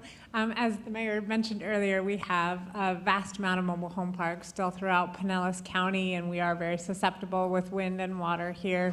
Has Florida Housing Coalition looked at any strategies for how to maintain affordability for those, but still working to get them with more sustainable and resilient units in those communities? Good question. And I will invite you to talk to CJ Reynolds, who's in the audience today. But for sure, I think the first thing is, with the mobile home parks, again, it's kind of the same approach. Getting control of them is really the first step in that process, whether that's the local government or really empowering the residents to get control of those parks. I think that's the first step, again, taking it out of the speculative market so you can really do what you want to do with it. And then, thinking about that in light of, flood risk, in light of, all of those other things, and really, whatever gets rebuilt there is really rebuilt to address flood risk, but also address energy, address, all of those things together as part of a long-term plan for repositioning those things. But I would say the first step is, getting control of them. And, if that requires, some funding or some assistance or working together with your mission-based organizations to get control of those properties.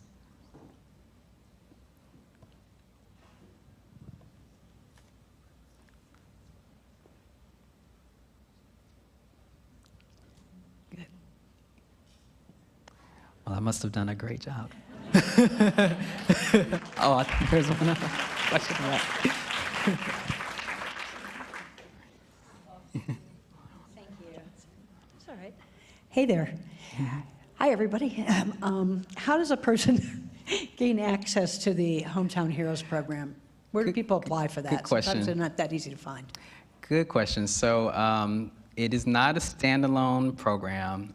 You do have to work with lenders that are qualified to work with that program.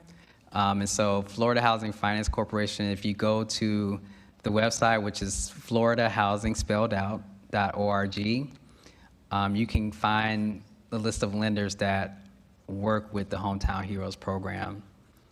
And so you still have to qualify for a first mortgage to tap into that purchase assistance.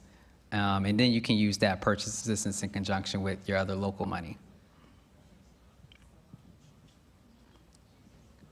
Hello. You spoke about expediting permitting and the changes that are coming. Or are we going to hear more about these changes? And so that's going to be a local process, but now you have to post those processes online. And so really what expedited permitting looks like really depends upon the local permitting process.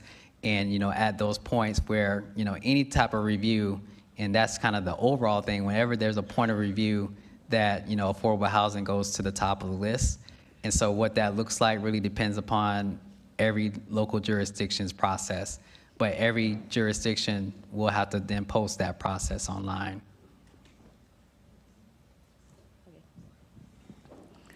I have a question Sean.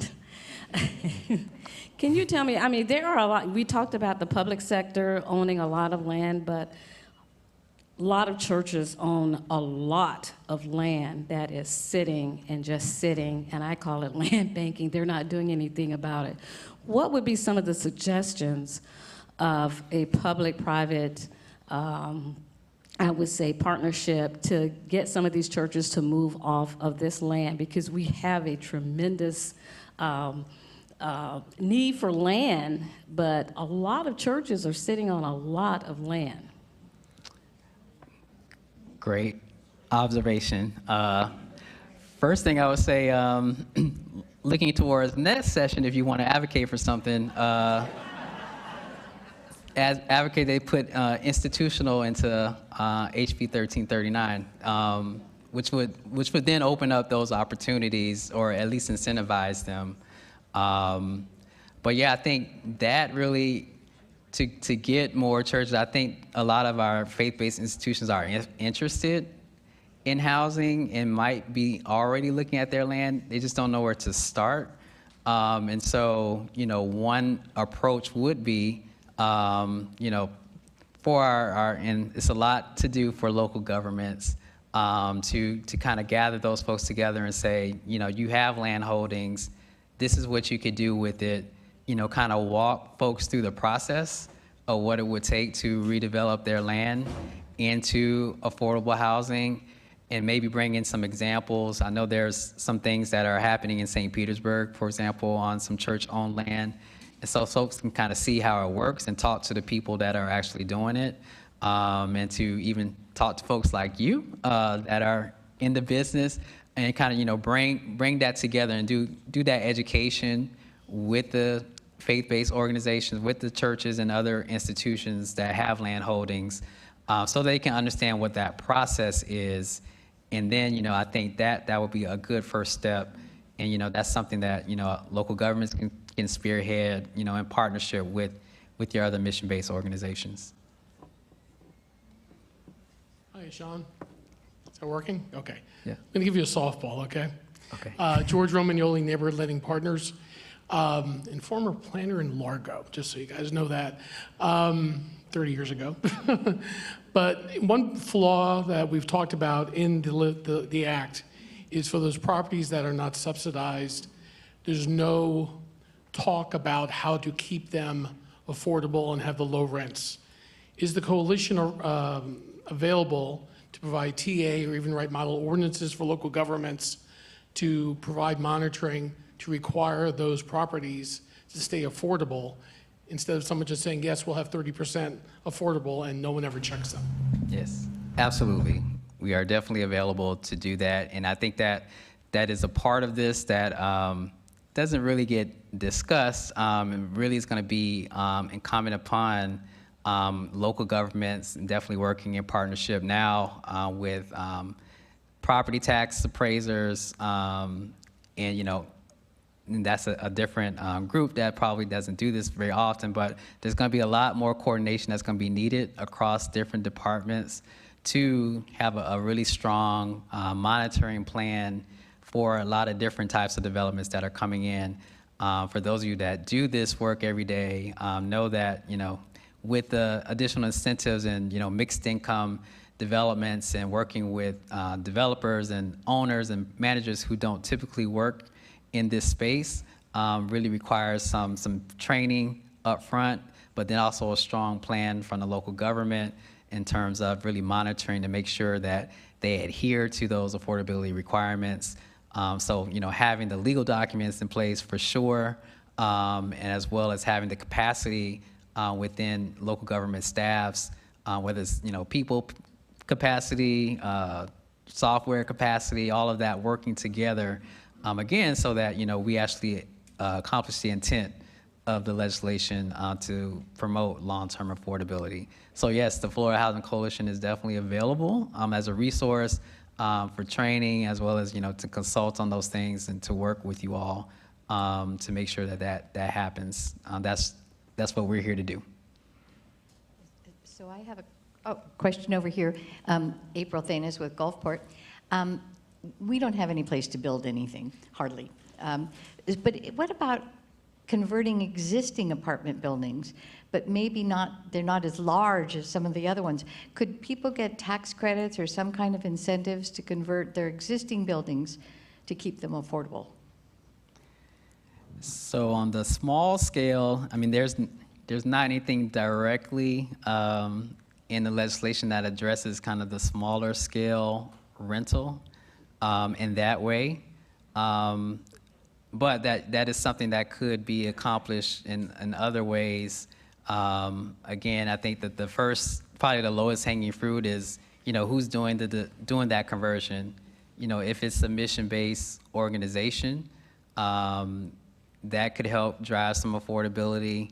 If they're willing to maintain ownership of the land, that can drive some affordability. So, those are ways that, it could happen and kind of take advantage of some things in the legislation. But, that would be my first thoughts on that.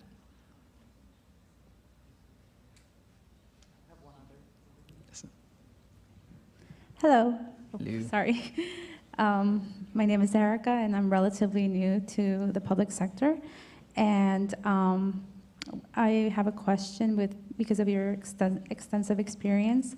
I'm wondering if with the labor shortage, have you seen the possibility, or I guess because I come from a background of teachers back in Mexico,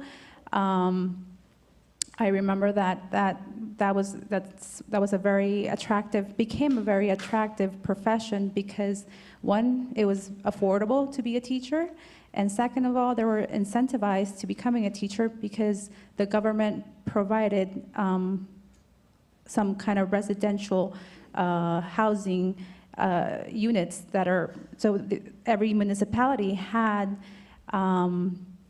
these communities for teachers, for residential units that were specifically for teachers. So I'm just wondering if that could be implemented maybe, or have you seen it play out in any kind of municipality where it may be not necessarily just for teachers, but maybe for other sectors where we're lacking that labor, maybe for policemen or for healthcare providers. Have you seen any of those type of projects happen? Yes, I think there's one happening right now, the school board and property in St. Petersburg that's going to go for, to help produce housing for teachers and those school board employees. So it's kind of happened on a wide range of scales. The thing is, sustaining those programs, long term so that they continue on. But yes, it does happen. And so, our school boards are a good example of where it has happened in the past. And, in the past, if you look at a lot of the purchase assistance programs historically, some of them have targeted specific professions in a community that you've wanted to attract and retain.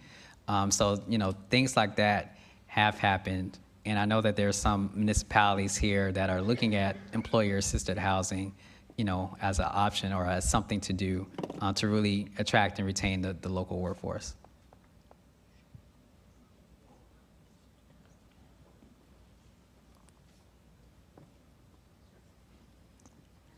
Thank you all very much.